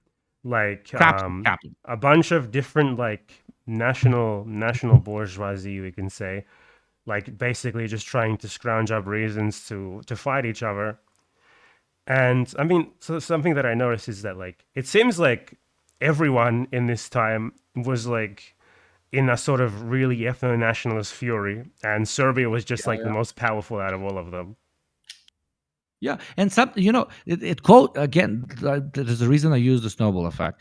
It starts literally as propaganda, but then a war fucking starts. People start shooting at each other, and then something insanely fucked up, like for example, a genocide happens, right? And then one of the sides now has absolute 100,000% legitimacy to be like, oh my God, these are objectively the bad guys because look at the fucked up shit that they're doing. And yes, absolutely. The second you start fucking, driving trucks full of civilians and putting them in the fucking dirt, you like, it's very difficult to defend your position, my friend. But us as materialists, we should go back to the OG source, which caused everything, which led to bad guys forming. We should be like, we fight the bad guys. We should be like, let's address situations so that bad guys don't have to form. Yeah, a good example of this is Arabs didn't conquer Italy completely, and then thousands of years later, because we all know that Arabs existed for thousands of years, Mussolini, and that's eventually creates fascism, which results in Hitler and the Holocaust. So we need to go back to the initial material. Feels like he supports the Holocaust. Of all the bad things, which is the Arabs not conquering all of Europe. Yeah, absolutely. Thank you. That wasn't a joke. I'm not laughing. Yeah, I know. Arguably, you could be right, Yeah, but now, like, the liberal in my head is like, oh my God, but that would be the imperialism as well, but it would be the brown man doing it. It would be okay. Scary? Because Arabs have the legitimacy of Allah. Okay, maybe not all. Maybe Muslims have legitimacy of Allah. Maybe there's some Christians too, who knows? But they're allowed to come as well. Absolutely. This is a joke. If Serbs were Muslim, the whole planet would be conquered at this point. It just Praise would be too powerful. To Allah. It would be too powerful. How did it even work out that, like, was Serbia not an Ottoman colony? Is that why they're not Muslim? Big time, 500 years. How is it that some Balkan populations were converted, and then, like, literally, like, 20 meters away, there's a population that wasn't? Serbs, Bulgarians, Montenegrins, etc., Greeks to an extent, a very strong sense of national pride, religious identity, and an active, violent anti-imperialist fight. Like as much as we joke around funny countries. These are like extremely complicated regions where an immense amount of suffering has occurred. It just not very fun to talk about, so everybody concentrates just on the 90s and fighting. But there was if we talk about the Janissaries, if we talk about the kidnapping of children that are being forced into this army of the Ottoman overlords, almost like fucking Star Wars level evil and shit. If we talk about 400-500 years of living as a not third but like seventh rate citizen somewhere, never trust the Turk. It gives it obviously is going to leave a scar on the local culture, and it's going to inspire our reactions to always be a bit more intense than, I don't know, a motherfucker from Belgium, Yeah, I mean, that's a fair explanation. No, I don't know. I have to ask you a very important question now. A very important question. Do you support Kosovo independence? Yes, yes. Oh my God. No, that's not okay. Let me answer it this way. You're not supposed to actually give an answer to that question. You're putting yourself at risk. It's I already commented on self-determination in general. Did the Kosovo Albanians win the war? They did. They won their self-determination. Is there objective oppression over the Serbian population there? I think it would be a meme not to say it. There isn't. Can we comment that basically all Serbs were kicked out of the country the second the war ended? This is absolutely undebatable. Can we say that Serbian troops and paramilitaries did fucked up shit there? Yes. Can we say Kosovo Albanian troops did fucked up shit there? Absolutely yes.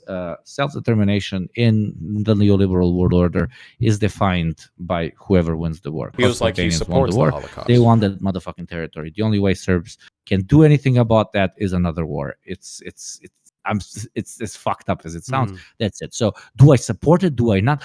Honestly, I do not support any country existing as a country. I think it's a fucking imbecilic concept. So no, I don't support Kosovo's independence.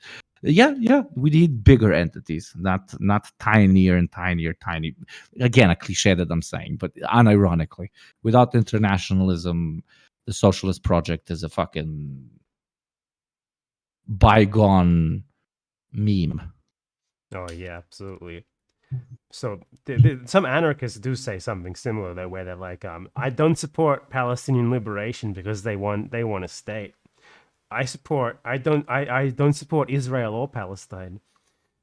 Um, and I don't know. I feel like it's a bit of an excuse to not take a stance because what you said about self determination is correct, but as an authentic 100% Yugoslavian, you also know about Marxist self determination. So we're gonna have to have a debate here. Like we're gonna have to have a debate right now. Like Yes, fight me, baby. ignoring the neoliberal idea no, of this. Do you think well, this area has a bunch of Albanians in it and like less Serbs or whatever, and the Albanians say they want self-determination. Well, they're a majority, so it should have self-determination. Is it like that simple? Like, what's your opinion on that sort of thing? In a larger internationalist conception, all locales would have the right to an extent of self-governance, and that self-governance will obviously be influenced by the ethnic ratio of that particular place. So if it's a place which has people of multiple ethnicities, nationalities, and cultures, all those cultures will have to be taken into account when it comes to the way that they organize the local particular territory. As simple as that. When I say self-determination, neoliberal self-determination, I accept whoever wins in a particular conflict. I mean that is self-determination in the neoliberal world. Whoever wins a war in a socialist world, the concept of self-determination is not hijacked by the local bourgeois, which wants to use the idea of self-determination in order to establish itself independently from the bourgeoisie of the other ethnicity. So when that is not hijacked, you allow for local. You don't allow, who the fuck am I to allow? But local self-governance and local sharing of cultures and acceptance among cultures ends up happening because they are not riled up against each other by said neoliberals, etc., etc. How would we solve problems of like imperialist, sometimes even quasi-fascist states, which were founded through, not only conquest, but, for example, in the case of Israel, actual colonization is going to be a very painful and very, very long procedure, most likely. But one that is not supposed to ever absolutely be ignored. But it also, again, should not just be kidnapped by a bunch of capitalists that prefer to have country A over country B because it's going to serve their own interests more, because they get to kick out the other motherfucker. The only thing I'm saying is don't let it, like a proper material movement for anti-colonialism to be hijacked by motherfuckers that never really cared about it in the first place, which is what happens with a shit ton of self-determination movements. Yeah, I mean, there is, obviously self-determination movements that are basically just born out of like a desire to escape oppression more so than ethnic nationalism or anything. But I feel like in the Balkan context that there is a mix of those, like there were ethno-nationalist movements and then they gained like a legitimate reason to advocate for their self-determination because they became oppressed or genocided or whatever, Yeah. So it's a bit more like, it makes me not want to talk about it because then I'll get canceled. But yeah, it's not as like black and white as in many other cases. But yeah, I mean, ethnic self-determination in general, like, it's only really a relevant concept because so many people are and have been oppressed basically on an ethnic basis now and throughout history, that self-determination is like a way for them to escape that, Ideally, we probably wouldn't want it because we want to have the cosmic race where there's no ethnicities, But it's just, for now, it's kind of a more relevant question. It is not. It's necessary. No, I agree with you 1000%. But you know why it's necessary? Even if I'm like, fuck this nationality, fuck that nationality, fuck that ethnicity. The only way to properly resolve it, in order for us to be able to concentrate on building internationalism, is to resolve it. Feels like he supports the Holocaust. Okay, I hate the term fight it out, but to actually address it. And then that's the only way to start the healing process after addressing it, if you get what I mean. Because if we don't address it, and when we all go like, oh, you're the bad guy, no, you're the bad guy, or we're like, oh, you get to, take literally my land on a daily fucking basis and fucking tear my houses down. How are we supposed to start talking about, a future of coexistence between, in the case, for example, Palestinians and, whatever word I should use for the people that have colonized said region. If we don't address, Israel, okay, if we don't address, what the fuck is going on, and if we don't try to solve the situation, that conflict is just going to be eternal forever, or until one of the sides gets exterminated into non-existence, basically. Yeah. I don't really have much to add to that. You're spot on.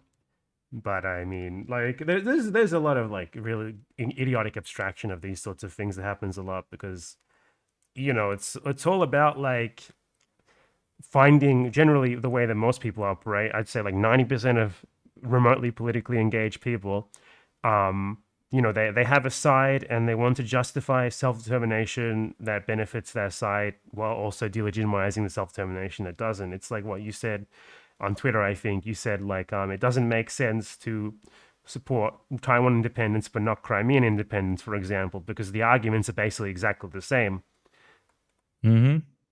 So, but it's just such a great example of the double standard and stuff. Like, I don't necessarily support Crimean independence or Taiwanese independence, but it's true that like these two situations, in terms of the arguments that they make for the self-determination and stuff, are fairly similar. So, like, are the people who support one but not the other going to acknowledge that or not? There's two approaches to have there. Number one, you can say it's okay for us as Marxists to be hypocritical. Fuck it. Yes, I will side with the side which is on my side. Fuck the other side. Like, yes, I will use self-determination as a proper argument in cases when I should. Argument, but I feel like most of us aren't actually on a side here. We're just sort of observers, True. Or number two, again, I'll say a cliche, like, fucking stay out of it, bro. Like, none of my fucking business. I have more important shit to fucking think about right now. Imagine if Americans understood that. If Americans just understood the principle of minding your own business, how much better the world would be. Oh Lord, we would be flying in space cars. Like, even like Americans who are very adamant about how progressive leftists are, etc. They still just can't imagine a paradigm where the US doesn't act as often as possible in other countries, where the US just every now and again says, "Oh, maybe this one's not about me. Maybe I don't actually have a way to contribute here." Not possible. Imagine. I just hope, like, we're probably not going to see it. I mean, maybe we'll see it in our lifetime. I don't fucking know. But when we get to a multipolar world again, I hope the like other motherfuckers, and then after the multipolar world to another unipolar world, the other motherfuckers like don't act like the Americans. And yes, people can say they could be worse. Honestly, like, at least, okay, be a honest imperialist force of horror, but be honest. Be like, my boot on your neck because you deserve it, you inferior piece of shit. I would prefer than having the boot on my neck and being told it's good for me. I did not sign up for this S&M action that we're experiencing here, baby. Yeah, and I mean, anyway, if there's multiple even remotely equal imperialist powers, it also means there's competition between them, which in some respects is less bad than there just being one all-encompassing power anyway. Of course. You know, it's sad that this is the world that we have to talk about, because these are like the realistic scenarios. It's like, do we want just the USA, or do we want like the USA and then like some sort of fumbled together anti-US coalition, which is like slightly less bad, you know? Yep. I guess more places for people to go to university to, more places for you people to go to work and travel to. Yeah, imagine like work and travel to China. That would be fucking awesome. Yeah, like that would be quite a thing. But yeah, we'll see. Not, oh my god, not everyone's gonna have to speak English. That's going to be so fucking cool. Man, terrible. We'll have like fast food from other countries too, not just from the States. Yeah, I mean that's interesting. Actually, I don't Hollywood. I don't think I've ever seen like, for example, like an Asian fast food franchise that actually originates in Asia. That's something that I never thought about until you said that. Like all of the Asian-themed fast food franchises are actually from the USA or something. For example, like the international ones, that sort of thing. Like I never imagine having like a Chinese fast food McDonald's. Now that, my friends, that would be the harbinger of the fact that we are entering the age of multipolarity, when the Chinese McDonald's arrives at your doorstep. That is going to be like fucking Winnie the Pooh burger or something. That's what they're gonna call it. You just know it.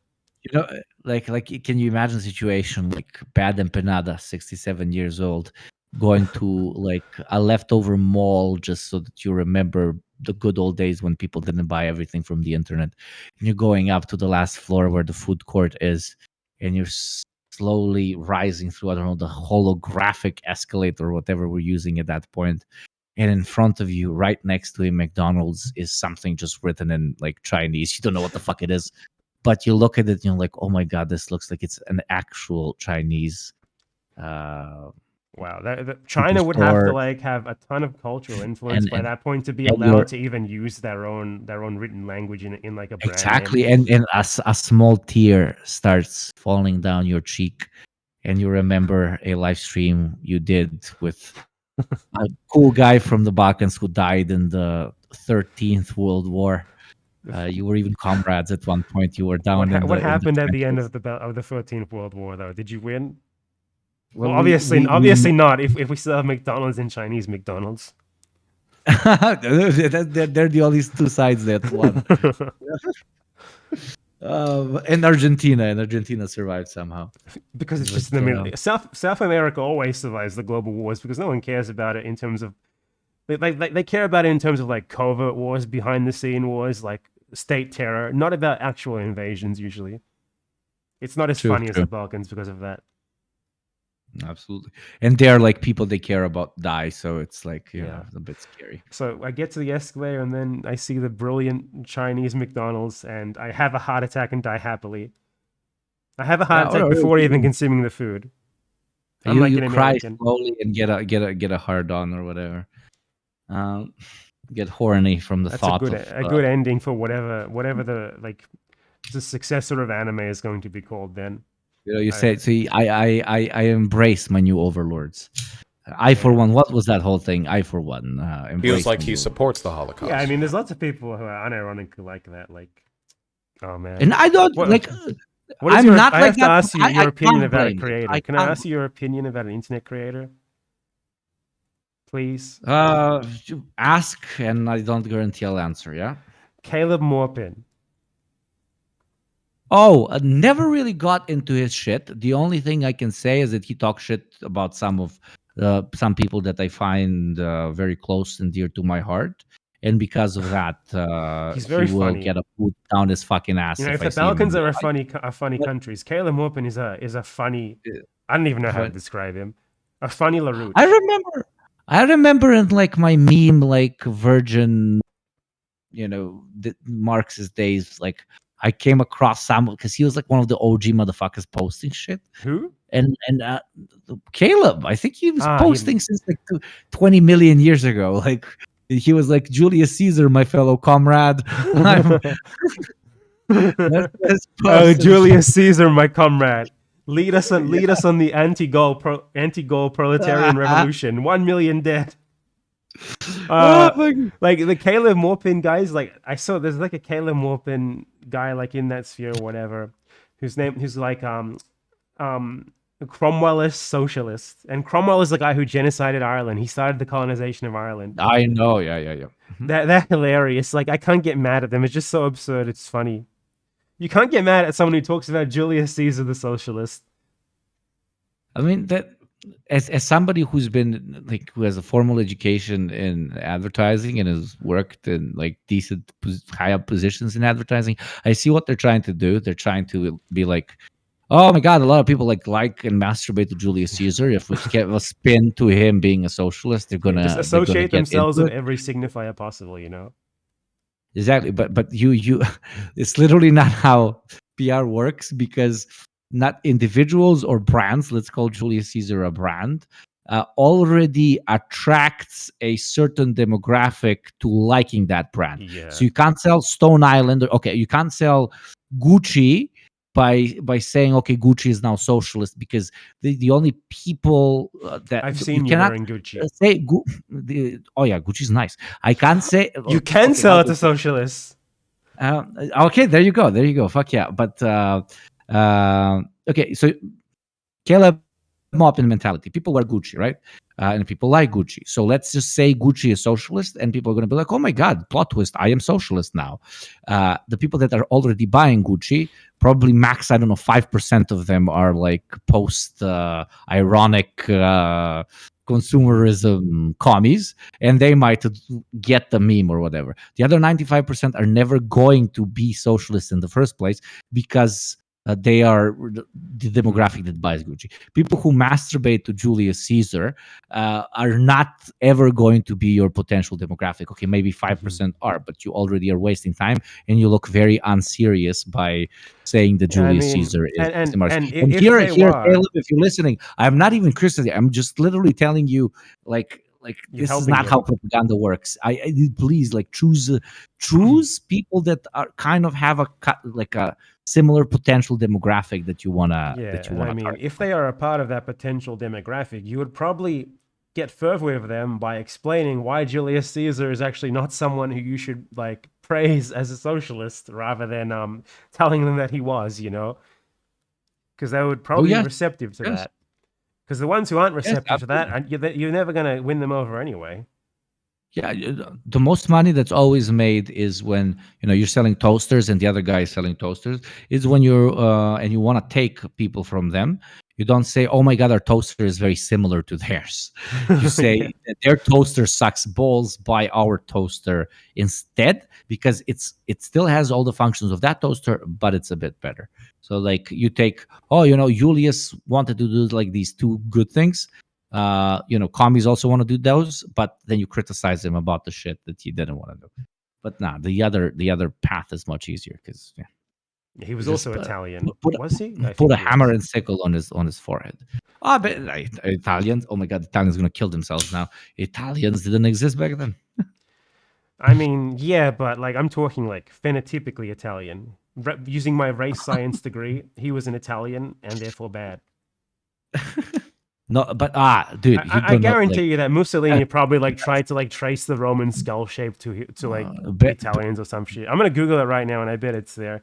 Beden Penada race science. Chat. We now for 100% know that Beden Penada is not racist, because he obviously showed that he does not understand how proper phenotype, Nazi-esque race baiting works. Like, my friend, the people who come down from the Roman Empire, who were more than 55% of the gene pool of the Italians.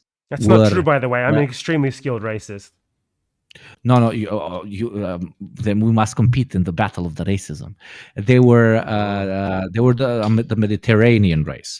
The reason the Germans were the most Aryan is because Aryan is not a race, that is a civilization, because they were 55% Nordic. That is a race on average. 55% of Germany. I know the Germans didn't actually call themselves Aryans. Like, they called themselves Germans, basically.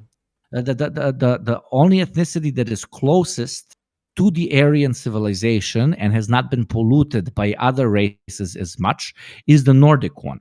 But doesn't mean that, for example, the Alpines, which the Nordics have mixed with in Germany, also don't have a bit of Aryan civilizational traits in them. But in the future, for the Lebensraum, it's so funny. Like when you explain it, like completely straight face, it still sounds really funny because it's so stupid. It's insane. It's absolutely insane. But and then the Alpines are going to be bred out, but they don't need to be genocided out because they can just be bred out. And then also magically there are just like some Slavs who, despite being the same as all the other Slavs, we can for some reason recruit them and breed with them. I don't know why. All of a sudden, and kidnap their children and give to our SS officers. Yeah, who knows? And same like with Italians. Let's not even get started on the Japanese. Same with the Italians. Like the Benito for such a long time was like doing the argument, actually no, Mediterranean culture, because it's linked to the Roman Empire, is actually much closer to the Aryan civilization. Weren't they like forced to stop doing that after like they got destroyed by Greece? No, even before then, and like Benito at one moment was like, Jesus, this Hitler dude, like, man, those armies be growing much faster than my armies. Yeah. And then they had to come to a literal. I can literally source this, like I read it, and then he had to indirectly capitulate to the idea that yes, the Mediterranean race is a bit closer to the Alpine one, meaning they have strong linkage to the Aryan civilization, number one. Number two, they have not been spoiled by the Jews the way, for example, the Slavs are. And number three, especially in Italy, there are a lot of Nordics as well. So it was, I believe it was, Italians were 25% Nordic, 50% Mediterranean, and then 25% Alpine, or a mixture of some other sub-races. But, because they were 25% Nordic, they were considered pure enough, and they would not necessarily need to be violently assimilated. They could, be fucked into Nordicism, not just, violently cleansed. Yeah, I think I'm literally reading the document that you're talking about right now. Like, apparently Mussolini was forced to abolish the idea that like he was a superior Mediterranean, and he had to say that like the reason why us Mediterraneans are so good is that we are part German, actually part Nordic, and also we're less Nordic than the Germans, so that's still better than us. Like shit like that. Like I'm probably not exactly summarizing it without bias, which I mean it's Mussolini. I'm not supposed to give him credit, okay? But it's fucking hilarious. He never had a straight answer. Neither did the Germans. But that was you can read certain documents from arguably, in my opinion, the only intelligent guy in the ruling echelons of the Nazi Party, because he knew exactly what he was doing. He wasn't brainwashed by the shit he was selling as much as the other guys, who was Goebbels, who was like, we need to keep it relatively fluid. The definition of the German race being different than the definition of the Nordic race. We need to make sure, like literally, we're talking about 3-4 years after they came into power, there were hardcore radicals. Like the more Nazis, there was literally a small split that were like, no, actually, we need to do cleanses inside of Germany as well. Like these Alpine dogs, like this needs to be cleansed. Only Nordics are proper children of the Aryan civilization. But obviously, that would be very counterintuitive to building up a potential superpower to start a world war. So that was quickly abandoned. But it just reads so funny. Like no matter how much with a straight face you talk about this shit, it would be extremely funny. It would seem like it was like a parody or something if you don't know that they then killed like 20-30 million people because of it. Yeah, right.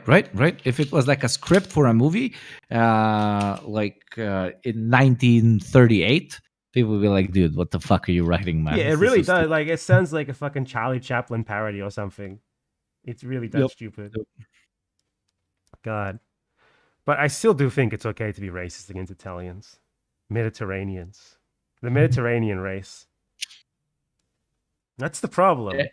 they're too close to the sea. I don't know. Let's come up with some random shit. They eat too much pizza. That's why. It changes their gene structure and makes them inferior. And I'm Italian, so I'm allowed to say. You're not allowed to say it, so don't say it. Only me. It's because they're Sorry, I'm very all no, you're fine. All the and you look lovely as well. All the No, I don't. Yes, you do. Shut the fuck up. You look like wow, look at him. He's so sexy. I have your avatar on the screen. Did you look at it? Oh yeah, I did. Oh, I'm looking at your face the entire time. I'm looking at the screen. Oh wow, you're watching the stream while on the stream. Yeah, I'm one of the 600 watchers exactly. But what do I want to say? No, it's that whole like next to the sea equals to lazy type of shit. So they and not only that, and they also mixed with Arabs. Oh my god, disgusting. No, that makes them better. That's why Sicilians are superior, because they're more mixed. Well, I went to Sicily recently. It was objectively better than the rest of Italy. Exactly. That place was so much fun. They should just hand it over to the mafia. Sicilian independence. Absolutely. If you think certain places are poor, from Sicily, I think. I honestly don't know, but I pretend. Oh, really? You weren't LARPing the "I'm actually Italian" thing? Okay. No, Mike. I'm like, how do you say? Is it if you're the first one born in the country? Is that first generation or second generation? Are the ones who moved the first generation? Because like all of my parents are immigrants, like actual immigrants. Like they weren't born in Australia, so. And my grandparents too. None of them were born in Australia. Well, obviously not. For you, it's a funny situation because are again a first generation because you are also an immigrant in Argentina. So they were first generation immigrants. I'm an oppressed refugee. I'm a refugee in Argentina from. You emigrated as well. Australia. It's true. Yeah. I'm like. Does this mean that I'm like? I can be a victim of racism? I don't know. Do they have like do cops beat the shit out of bearded they beat white the shit out of immigrants, but African immigrants. But there like, you go. So smaller chance. Yeah, but there is a chance, right? Like maybe if like I had someone say like film me for a day and I just went up to cops on the street and insulted them until they started hitting me, we could get like a TikTok out of it. And I could claim to be a victim of racism. You could. A lot of YouTubers running around Asia and South America do it all the time. Man, do you watch TikTok then? Please yes, and I actually. Oh no. No, I relatively enjoy TikTok as the what do you call it? The algorithm really got my taste, so I get some. I tried to use it once, like. I don't know. I didn't actually use it enough to get the algorithm. Like my experience on TikTok was like a fresh account. You open it, you scroll for like 2 seconds, and like half the videos are like clearly like 11-year-old girls dancing, and all the comments are from old men. And that's when I was like, I don't want to use this platform. I uploaded to it for a little while, but like as a viewer, it was an absolutely horrid experience. Holy shit, it was abominable. It's so number one because you're in Argentina is gonna spam you with very shitty Argentinian shit. I'm not throwing shade at like the country, like whatever. When it only spams you from one country, it's very bad. It can spam you from whatever country, but if it's only from one country, it's very bad. Yeah, it seems very so you need to turn off so you need to turn off the locational thing, and then you just need to use it for a week, unfortunately, and then the algorithm gets you. Good to know. And then it's actually like cocaine for the dopamine receptors, my friend. Like, okay, what's your favorite TikTok then? What is it? You have to show me, and I'll play it on the stream, and everyone can judge you. You can't like that's like saying what's your favorite like Instagram reel? Like it's. Well, I mean, Instagram reel is TikTok, so. Okay, what's your favorite bad empanada video then? What's my favorite one? Let me open the channel so it reminds me. I need you to give me affirmation. My favorite one is. Wait, let's see. The one where I started watching you, I think it's Shirtman Bad was absolutely phenomenal. That was like a classic. Yeah. That was like when I still had faith in like trying to be creative on YouTube, and I was like trying to be funny and stuff, and then I was like, no more. I still have faith in like doing extremely niche topics, but yeah, I feel it leaving my body.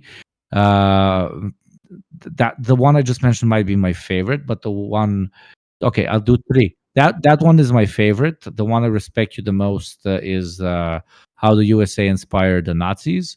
And the one that I'm like, how did you even think about this topic, you bearded motherfucker, is the Wikipedia one, like 3 videos ago. I just read a Wikipedia article and thought it was bad. But yeah, the one on the Nazi like I would debunk this one of the most used websites on planet Earth. I am about to debunk this whole fucking thing. I mean, I really just debunked the like one article. On YouTube. The caucasity. Once you debunk one, you debunk all of them, as they say. I wanted to make a video on that topic for like 2 years, but I didn't. I couldn't figure out the way to frame it, because I didn't want to just make a video like this is what happened, blah blah blah. Because I feel like no one cares about what happened. They want to ask the question like, was it intentional or not? Basically, that's what they want to talk about. Yep, no one actually cares about the details anymore. So that's the Wikipedia article is a way to frame that question, basically. I have like a 25-page video which is going to talk about a relatively similar topic, but it's not going to talk about Wikipedia. It's going to talk about how tragedies in general, which are not denied but that have happened, are used in order to completely denounce whole ideological movements. So, for example, absolutely. thing 1, 2, or 3 happened in Soviet Union, therefore trying socialism bad. But one very very very cool dude that kind of made videos back in the day, but then disappeared, came to me with like the idea, and we really scoured the internet to find if somebody did it before. And obviously it's inspired by 1 or 2 other things, but like the concept itself and the definition and like the system we made on proving if somebody's misusing tragedy or in one way or another is like a genuine, in my opinion, original thought. We really scoured and we couldn't find anything, but it wasn't my idea. It was this other person's idea. I'm not going to say before the video comes out, but it should be a decent. Very good and useful too. It's also like, I mean, it plays into like, but it's going to be watched by like 3,000 people because it's not like it's going to be like. I'll link it then on my page, and I'll give you 100 more viewers. But yeah, I mean, this is very relevant too. People do this all the time. Like right now, literally, like. I get called a genocide denier just because I say that, like, for example, what China is doing in Xinjiang isn't as bad as the Western media makes it look, though it is bad, like they literally try to frame it like a Holocaust. And the entire term, like genocide denier, has basically become just like this loaded term where like you're not allowed to question certain things lest you be sort of equivocated with a Holocaust denier, basically. And it's very similar to what you were just talking about, I feel, where like and that's why it required, which are often very real, are sort of manipulated in order to further like these practically always the hegemonic political narrative today of neoliberalism. Exactly. In 50 years, who knows what of. Exactly. And exactly because we knew, okay, these if are, you don't trust like, the CIA, then who do you trust? Be levied against us. Unfortunately, like 1/3 of the video is going to be extremely boring, because it's literally about us debunking. Feels like he supports Holocaust deniers using the same arguments we're making. We have created to debunk people using particular crimes which did happen, to debunk all of us particular this or that progressive ideology, and like it's literally going to indirectly, in my opinion, like prolongate and hurt the video's performance massively. But if we don't do it, I will literally half of the comments. Half of the comments are going to be like, you can use, half of the comments are going to be like, but dude, you can use this argument to say Nazis weren't that bad. Fascism isn't that bad because Nazis did the Holocaust, but a different strain of fascism might not do something as fucked up as that. So you need to build a wall against that sort of shit, and then that goes into literally having like 3 pages worth of just sources. Fuck me up the ass.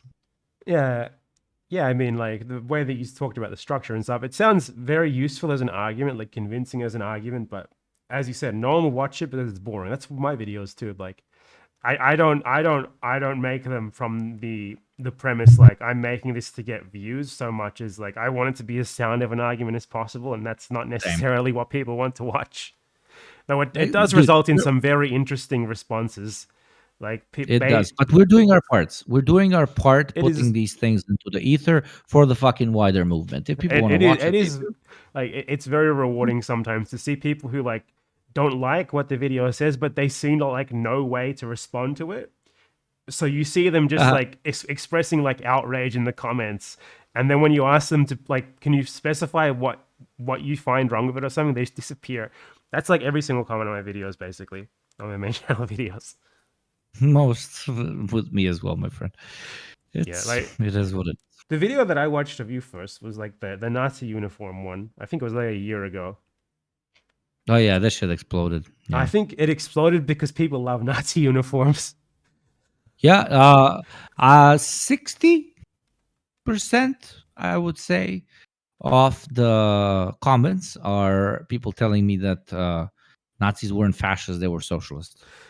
Yeah, precisely. Yeah, 60%. Like, I'm not even kidding. And one guy that like does fashion on one guy that does fashion on YouTube or something really copied my video. Did absolutely everything the same. Obviously, with like $10,000 budget because he's like a massive channel, and excluded all the like talking shit about Nazis and explaining to people, because I use that video as a way to explain to people how Nazis work, especially when it comes to their aesthetics. They are like literal LARPers. Like they LARP a thing they invented on the spot.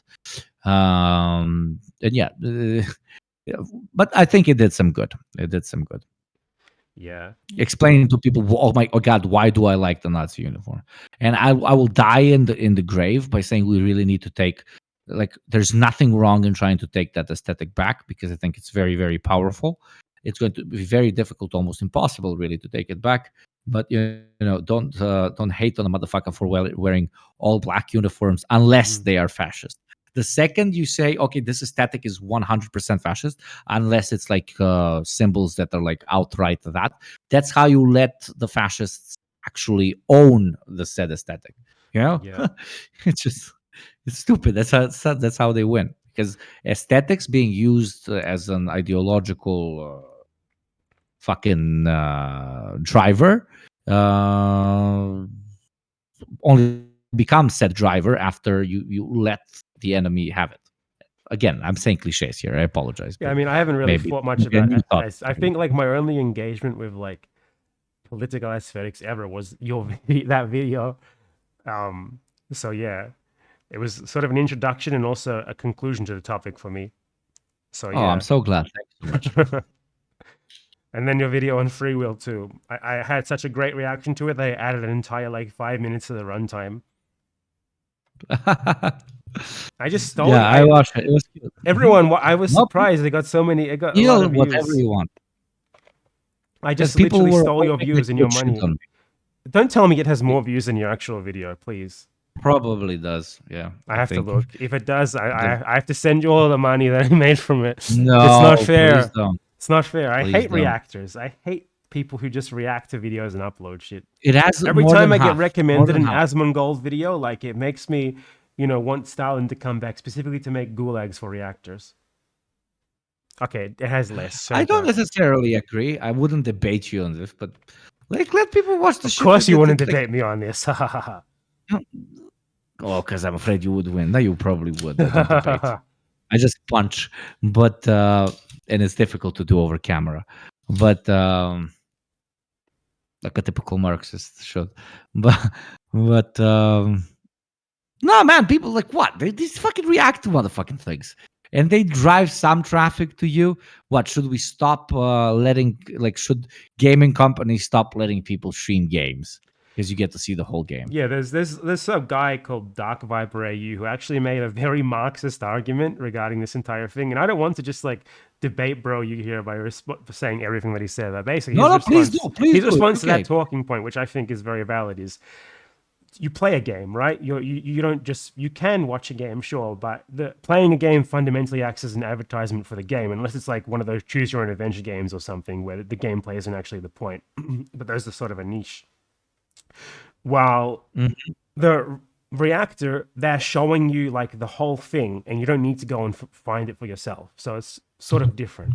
And I think like, yeah, obviously, ideally, we want there to be no IP or anything like this. But in the status, the economy that we are in now, you have people who are able to put out like 100 times more content than people who actually put a ton of effort into making the videos that they react to, because they just react to them and they soak up a ton of views and shit and lots of audience that is, they're directly in competition with these other people who are making the videos that they're reacting to as well.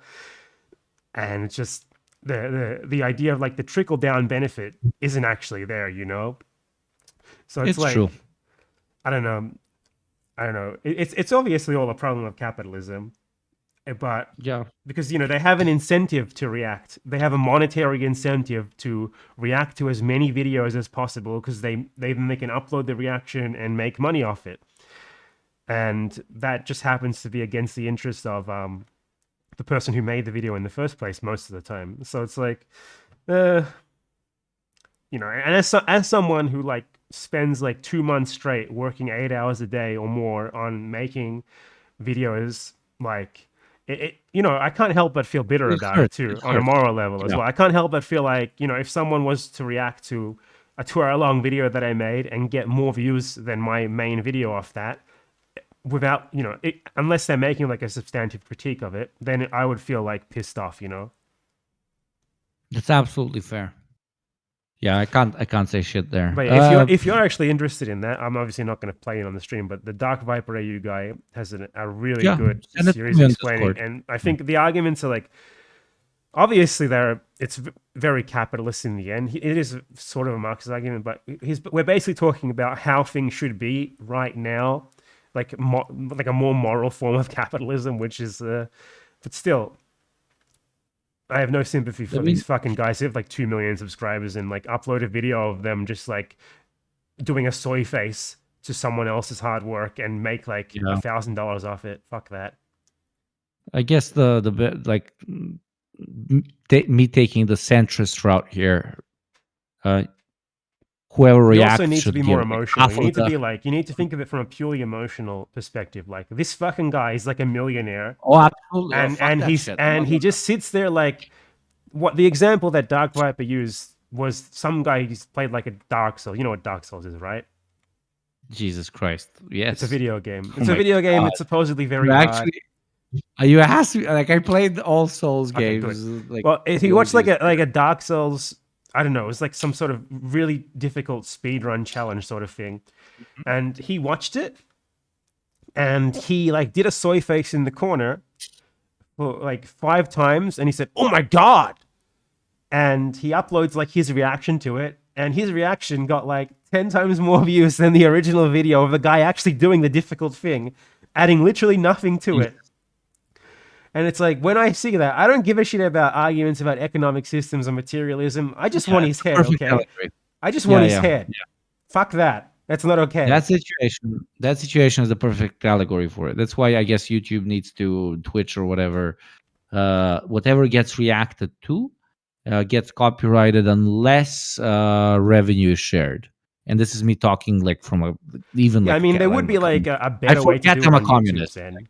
Like. I mean, we're basically talking about regulating capitalism. We're horrible. We're terrible. But, YouTube would absolutely have a way in which creators could do it so easily. Like, this is the YouTube creator whose video I'm reacting to. And then they automatically get like a portion of the money from it. And everyone would be happy with that. But the reactors wouldn't be happy with that, actually. So, yeah, they'd make less money. At all. Yeah. So we are social democrats. Big cat Marxist coming in. YouTube, which is the big capitalist which owns the means of production, does not want to create a conflict between the different proletarian work groups that it has under its control, between the reactors and the content creators. And if it does end up creating a little struggle there, it's obviously going to blame everything on the content creators. You notice here that make 7,000 videos about how content creators are fucking them up, and they'll send all their little fanboys over to piss on the other motherfuckers. It's the whole thing. Yeah, Yeah, I mean, that gives them more traffic. And you notice here how I'm basically talking about YouTube as if they are a government, because they are. They are like a transnational governing body, basically. Like, they have such pervasive control over media that they are essentially a government at this point. And anything that they do, it's like a government taking some sort of action to like regulate shit that is even less accountable than our actual governments are. YouTube has more power than my entire part of the world's governments combined. Absolutely. And yours as well, honestly. Yeah, it's like, it's such a weird relation. Like, if you showed the current state of like, let's say you're a YouTube creator, what the fuck is your relation to the means of production? What is this? You showed it to like Marx and Engels, they would spend like months trying to explain what the fuck is going on here, because it's all so abstracted at this point. Like, you're not supposed to think about your class position anymore, and it works at all. It works so well, man. And if you do like you concentrate on, oh my god, I'm a consumer or something, which obviously is not a class, but they spin it to be a class, because in order for you to forget that you are a member of the proletariat, the second you end your 8-hour work shift, you get to feel like the capitalist, because you get to feel like the client whenever you interact with everybody else. So us making YouTube videos, we're super pissed off about the content that we see after having spent, as you said, 8 hours of our day trying to perfect this shit that we put out there. Mm-hmm. It's a constant spiral of whatever the fuck you want to call it. Yeah, I mean, precisely. But I don't know, like, it just I think the digital things in general have ruined the world, and I do, in some respects, agree with Ted Kaczynski on this one. I believe that technology is bad. The Luddites had a point. In the best case scenario, in 20 years, we'll look back at how all these fucking insane people are sitting with their phones, staring at them on benches in parks. Like, we'll look back at photos of it, the way we look back at photos of, women wearing corsets or dudes like chain smoking 3 packs a day. That's the best case scenario. Well, I think the more full in on it. No, I think if that happens, it will be because our phones are interfaced with our minds more so than us having transcended the need to look at our phones.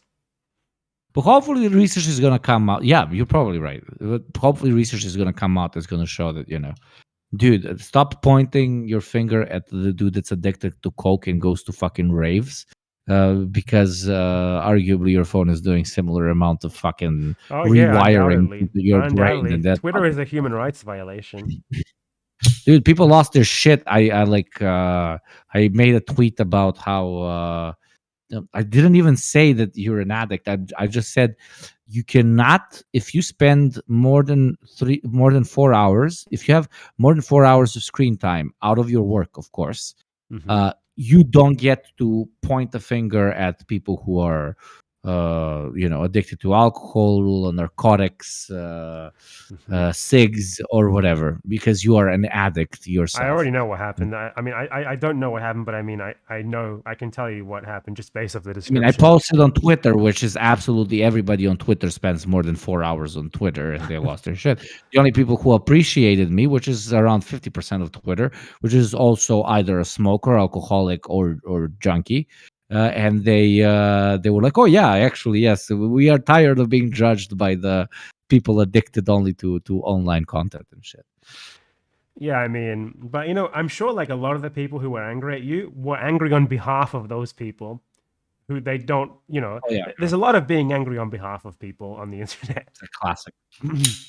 It's like, oh my God, I can't believe like, not even that you implied that drug addiction was bad, just that you implied that judging people for it was bad, Yeah, literally. But they still managed to read that into it.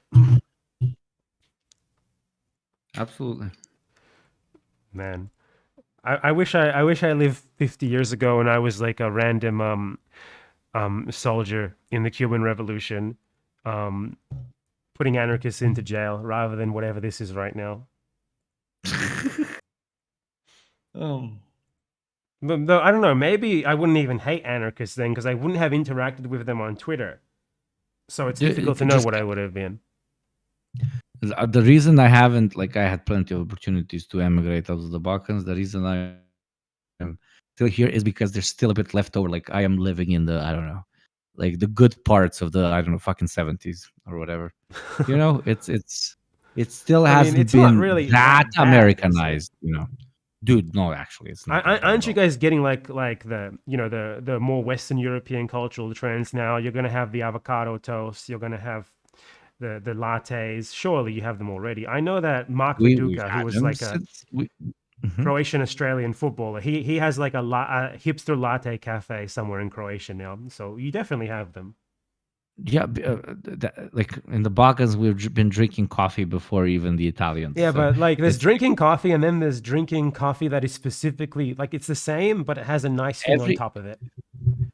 Exactly, but people get like the main streets of every Balkan country since, I don't know, 150 fucking years ago, 200 years ago, it's like all cafes, like people sitting and drinking like espressos or coffees or Turkish coffees back in the day. But literally the culture, exactly, the culture of going out for a coffee or for a meal or to get shit faced has been a common trait of the local culture for literally centuries upon centuries upon centuries. I mean, I guess like the differentiator here, right? It's like when they start trying, it's not just they're selling coffee. It's more like they're sort of mythologizing it. Like you're not just buying a nice coffee. You're buying an ethically sourced coffee from Guatemala or some shit, you know? Oh yeah, that doesn't work on us. Yes, I get. You guys are pure. You guys are great. I want to move. No, dude. We the biggest like meme here is like, oh my god, organic food and stuff, because they can't sell it to us. Because like the supermarket is selling you organic shit, and then like 3 kilometers away by bicycle, you have an actual grandma selling you the same organic eggs, but she doesn't call them organic. I don't want organic shit anyway. I want whatever can be mass produced with the highest possible quality for the cheapest. I don't give a shit if they experimented on it in like a dark laboratory for 50 years. Jesus. As long as the taste is the same for me, I don't care about the nutrients. I want the taste to be the fucking same. But nah. It's we kind of got the best of both worlds to an extent. You have this wild, corrupt mess, which can sometimes be positive, sometimes be negative for your everyday experience. Kind of like a place where freedom still means like what the Americans think freedom means, but it's actual freedom. I hear that it's similar in South America to one extent or another, where you get to be yourself. You get to just go buck wild. You get to piss in the park without being afraid of a fine. You get to walk around with an open bottle of alcohol. Yeah, that's literally the example that I was about to use. Yeah, people just drink in the street and no one cares. Yeah, if by accident not by accident, if you chew gum and you spit it out on the street, there's not going to be a guy right next to you that tells you what the fuck. Yeah, I mean, like my first night here my second night here for a great example of this. Like I went to like someone's house who lived like right near like the biggest football team in the country stadium, and we like walked past like a bunch of fans who just like went to a supermarket, bought a bunch of alcohol, and sat outside the supermarket in front of a bunch of cops and just drank the alcohol before the game so they could get drunk to fight the other fans, and no one cared. And I was like, man, this place is great. Why would they? What are they doing wrong? They're just drinking. But in Australia, like, if you drink outside, like, you can get arrested. It's illegal. Yeah, and then people hide in dens and do heroin. It sounds like an extreme thing I just said, but literally, like, you want alcoholism to go underground. That's what you get when you forbid it from being public. But yeah, I'm picking like a great example that you. These are the best examples, though. It's like these are the examples that we should use to sell like real freedom, anti-Americanism, real freedom. Real freedom is shooting up heroin in the street. Nah, that's the wrong way, I think. Yeah, not like to me. Real freedom is drinking beer in front of a cop, and he's technically not allowed to do anything about it, though he may decide to do something anyway. That's real freedom. Real freedom is still having good-looking McDonald's that is actually it has outside sitting areas. Yes. Because smokers used to fucking exist. Now everything is inside air-conditioned fucking drugstore-looking, supermarket-looking shit. Because, there's no smokers in that fucking country. You can judge freedom by the McDonald's. You can judge freedom by the aesthetics of the McDonald's. It's just... Like, I don't know. I feel like they all try to make them you're look the 16. Same now. You're 16. You can go to a fucking club and shit. They will look at your card. They'll look at you a bit badly. And then if you get caught inside, you will not spend 24 hours in jail in the way, or like get your parents called on you. You get like a slap by the cop and be like, okay, get the fuck out of here, kid, or something. And you get the slap only after you like talk so much shit. Like real freedom, like you get a fucking parking ticket. Not a parking ticket. Speeding ticket, and like the pig is gonna be either asking you for a bribe, or he's just gonna let you go because fuck it, he's not gonna fucking end up shooting you because you have that's like an interesting form of police corruption where it actually sort of benefits you because the bribe is less than the fine. Like Andrew Tate, right?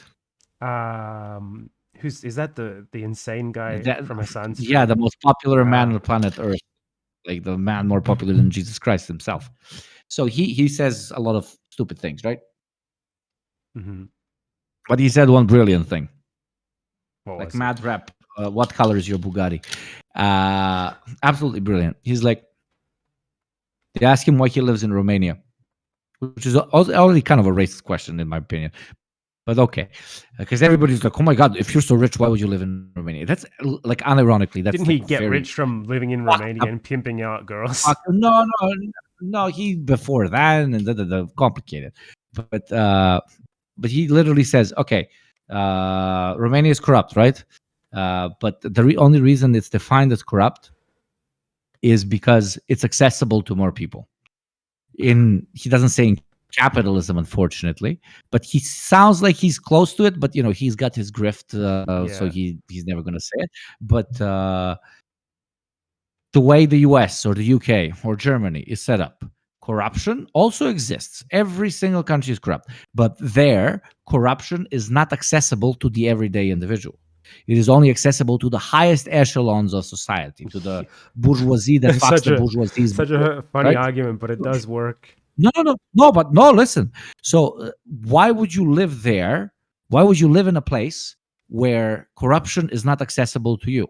Because at the end of the day, corruption is the only way for you to grow through, like actually expand on your empire inside of any society. So if you are not a part of he doesn't say it the bourgeoisie, but in this case, if you're not a part of the bourgeoisie of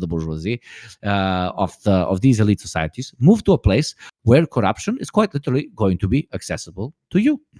Yeah, and that's what I did. In Romania, I get to live like a motherfucking king. I get to pay $50 to a motherfucker because of a speeding ticket. In the States, they probably fucking put 10 holes in me if I even offered to give like $500 to that motherfucker. So, not to an extent, but like 100%, he gets it right. Corruption exists in every neoliberal state. Just it's more accessible in poorer countries, and that's it. I have a friend whose dad went through like a perfect example of that. So my friend from Peru, and like his dad, I don't remember what his dad did exactly. I think like he totaled someone else's car, didn't hurt anyone, but like wrecked their car, and it was his fault. And the cops like show up, and like they're trying to mediate the situation and stuff, and the cop is like technically completely out of his authority doing this, but he's like, what can he do to the guy whose car got totaled? Because they didn't have insurance. Neither of them had insurance, obviously. It's Peru. And he's like, what can he do to like make this right? and they start like brainstorming between them, and they found out that my friend's dad is like like a handyman. He does building, he does odd job, he does renovations and stuff, and he's like, well, if he renovates my kitchen at his own cost, I'll forget this ever happened. And it's like, yeah, he did that, exactly. and suddenly everything is fixed. He technically committed a crime, but the police found a way to, and obviously they took a bribe as well, but they all found a way to stop him from going to jail for like 5 years or something, and exactly, and that's that like money, such a great example. That money would just go to be funneled up to the like state mechanism, which would then use it to make their mansions a bit bigger. I mean, I'm not excusing it, but to an extent, yes, I'm excusing it. You fucking do the grind, fuck over the capitalism as often as you can. You find a way to, like, without exploiting the fellow proletariat, to make some fucking dinero, my friends. Fucking do it, man. Fuck them. Fuck everybody except your fellow proletariat. You could. Yeah, I mean, it's obviously, in a way, it's bad because it means there's like no accountability for these state forces. But yeah, like the argument of like more accessible corruption is very interesting, and I mean, it's true in many ways. It's true, like, when though obviously to the people who have only experienced this, they wouldn't realize that it can sometimes benefit them. Exactly. No, it's a fucked up argument. I agree, but it's one that says you want to play this game this way, and it's pointing fingers at Western elites. Okay, I'll play your game. So it's to me it's a brilliant thought because it exposes the whole thing as not really having any rules. That's the only thing I'm saying. The whole thing doesn't have rules, so I might as well go somewhere where I can also play with no rules. Yeah, get it? because the rich fuckers aren't playing with rules, obviously. Exactly. And I mean, that's a summary of capitalism, isn't it? Rich people trying to make rules for everyone else while making sure that there's as few rules for themselves as practically possible. Exactamundo. Exactamundo. How drunk are you? You haven't sounded drunk at all this entire time. I haven't. I'm not drunk. I'm sorry, I don't have alcohol. Oh well, yes. You're Yugoslavian. I'm sorry. You don't get drunk. No, I do. Trust me, but it would take. Oh wow! A bit more than this. I believe that drinking is morally incorrect because I'm Muslim, so I don't drink. As you're Muslim. Yeah. Okay. I'm not Muslim. I just like to randomly mock Muslims for some reason. Okay, great. It's okay. Halal, not everything that is halal is good. Praise be to Allah. Might be good. Halal slaughter is good. Yep. That's something that the Americans need to try. With the death penalty, they have to pray to Allah when they murder the person, and then it's not bad anymore, right? What do you think? Sounds a little. If they also include a bunch of other religions in it as well, just to tick off all the boxes, it might be the best approach. It has to be Allah. Do you think that socialism is better than Islamism?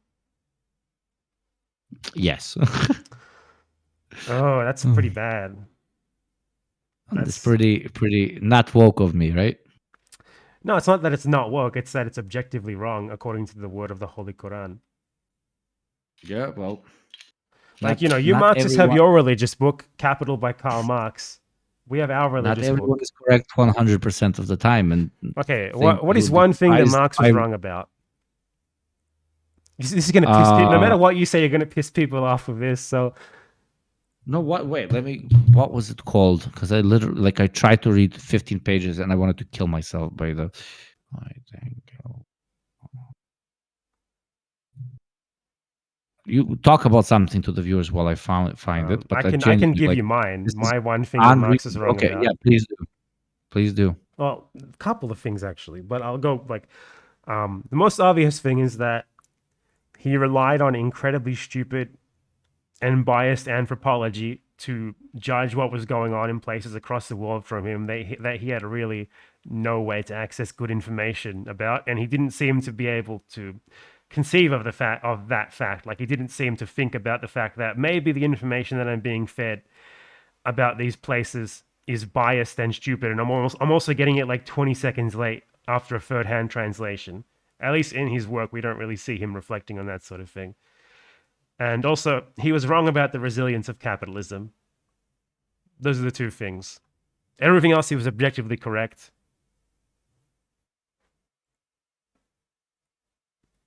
I agree on both of the things that you've said. Okay. Oh my God, where is... I'll fill the time. I'll play music.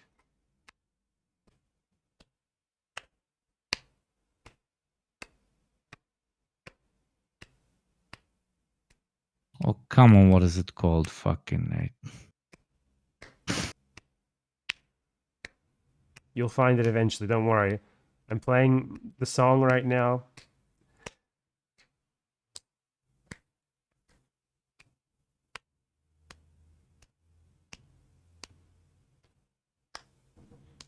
Yeah, I mean, people in chat are like complaining about what I said, but I mean, it's natural that Marx was like that in the first respect of what I said, because history was still like a fucking awful, idiotic discipline. His history was still far better than that of his contemporaries. The people who wrote history when he was alive, God, man, they were basically just writing random shit.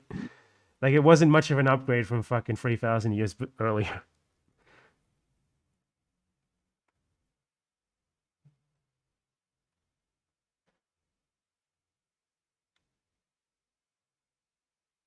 I can't, like... Okay, so this is a bit complicated because there's a lot of misquotes that happen on what Engels in particular wrote, but Marx relatively agreed on by not denouncing him, because most of their writing that came out while they were both alive went through the eyeballs of the other one. So if it ended up in print, the other one didn't tell the first one, you're being an idiot.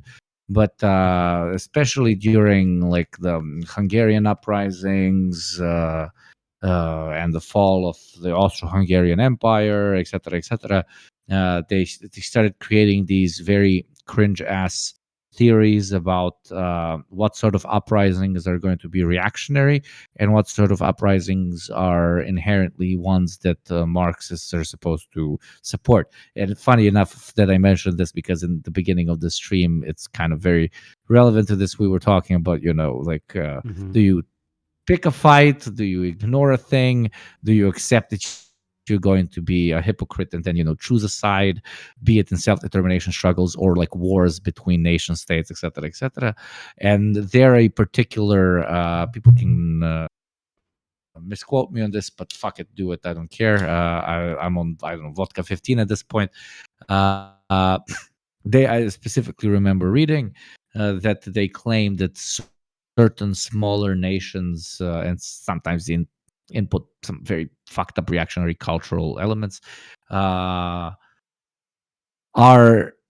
by themselves, through their revolutionary national struggles, reactionary, and therefore should not be supported by Marxists because they hurt the potential broader, larger Marxian movement inside of the larger state that they are trying to secede from. Basically, an argument is, certain peoples are backwards and they'll never get to do Marxism unless the smarter people, the enlightened ones help them. And in this case, which is a product of their time, which is okay. Was this about in regards to Hungarians or? No, Hungarians were apparently supposed to be like pretty smart, from what I remember. I think it would have been justified if it was about Hungarians.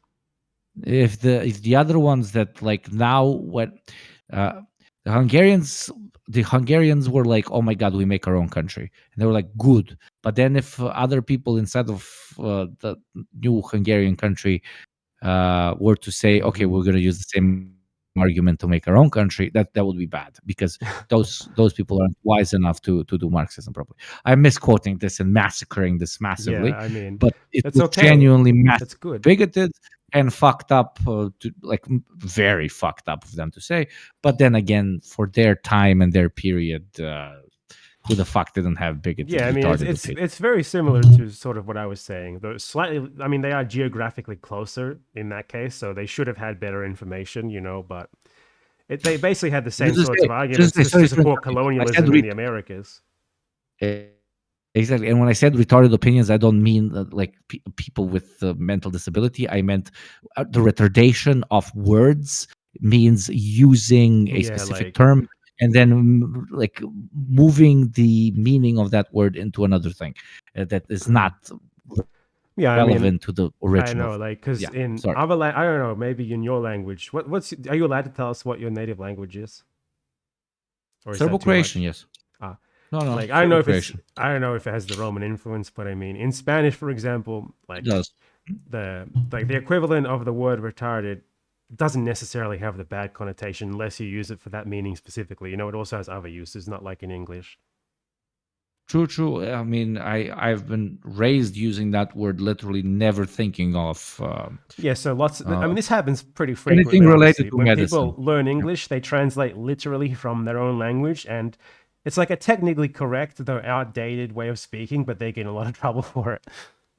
Yeah. No, I have nothing against, adapting. Okay, I'm speaking in English. I adapt to the cultural norms. In English, I genuinely don't want to say anything. It's just that's ableist, but like it's I've been saying, okay, I'll say the R word my whole life. That being applied to like my tire is getting fucked up, so I called it the R word. But now if I use the R word in a different context in English, I understand why people would get mad. That's absolutely fine. And then I would react to it and say, okay, my bad. Like that's not how I wanted to say it. I think there's nothing wrong with that. Like the thing that you just talked about. I mean, I'll take your word for it. But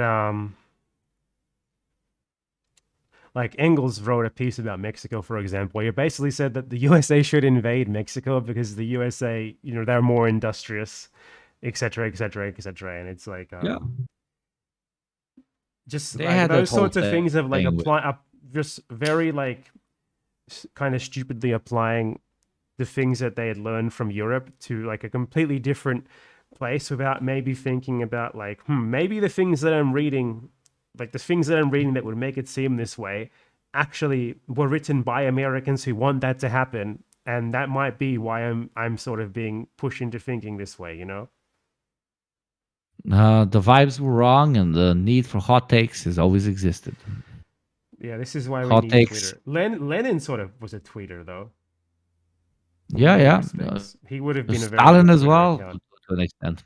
Stalin would spam. Stalin would be one of those people that like posts like 7 times a week. Yeah, Mao would like Twitter is like back then. Twitter was like a privilege. Like you could technically have a Twitter, but you needed to be famous enough to like sort of write and have it disseminate. That's a smart take. Probably Lenin would like never like write his own tweets. He would just quote tweet shitting on everybody. Like I know Marx better than you, bitch. That would be Lenin. God, I mean, yeah, he did do that a lot. But yeah. And we're running out of things to talk about. What do we say? Oh no, we can talk about for 7,000 more years, but it's getting very, very late here, my love. And I think I should let you enjoy your stream. Are you allowed to call me your love in Balkan? I thought everyone there is homophobic. Oh no, here. Oh, dude, we. Your like, what's the channel of your friend who told me about? I'll advertise them here. Like, Balkan Odyssey, right? From the Balkans, yes, Balkan Odyssey makes. They have a video that I watched on that too, recently. Yep. I'll link on the homophobia. Friends. That was pretty good. Is there anything that you like before we end this? Is there anything you like want to shout out, want to say to all the 500 complete losers? Assembled here. The base chads. I don't know if you clip this or whatever. Just I would appreciate putting it in the description or whatever. But you don't have to. It's I mean, thing. I'll upload the whole stream. I'm not going to clip it. No, I'm just because when I talk to people, I upload the whole stream because like even if you just like edit out some hot air, like some dead air or something, people will be like, "Oh my god, you edited this! You edited this." Yeah, but. This was very mild. Maybe you expected something like more controversial to drop here, but do you support Stalin? I'm very vanilla. His use of the big spoon scared me a lot. What do I wanna plug? YouTube /Yugopnik. That's it. Check out my videos. YouTube/Yugopnik. I will type it in chat just in case. I mean, they're all here for you. No one's here for me. I only get like 200 viewers, and we have like 500 right now. So the 300 we went must up be to from 700 you. at some point. No. It's a beautiful combination. You have porn videos where one person masturbates and then another person. Here it's a video of the two of us having sex on Twitch. So it's oh man, they're they gonna came ban to me see for the this. This is interaction. terrible. We're all gonna get banned for having sex on Twitch now. They know the secret. Now you have to invite me to the program too, to the D program, not the program. I will do my absolute best to make that happen. I have told you before. So yes, so check out Yugopnik here and there, the D program podcast where I participate with two other lovely gentlemen. Also, if you're into podcasts, which arguably statistically, if somebody's watching a stream, they don't listen to podcasts. I don't think that's even possible. Maybe some of them do. Thank you, Empanada, for the invite. Unironically, this was like a lot of fun. Yeah, it was fun. I would love to do it again. Much better than my usual stream content where I just like desperately try to find shit to talk about and make a clip out of to make a little bit of money. There you go. Use me as a I reacted to your video and like made money from it, and now I brought you on here so that I can have like a 3-hour long clip where I can put like 10 ads in it. And if you're watching this on YouTube and you just got to the 10 fad, eat my shit. I don't care. Just have to put that in there. Yugopnik proletarian, Badam Penada petit bourgeois confirmed. Okay. Exactly. I'm exploiting your labor power. Thank you for the opportunity. You're welcome. Have a lovely evening / morning. God is great. Allah Akbar. Okay. Bog da vas spasi. Ćao, drugari. Pozdrav. Bye. Goodbye. Yugoslavia will win. We shall return. Indeed.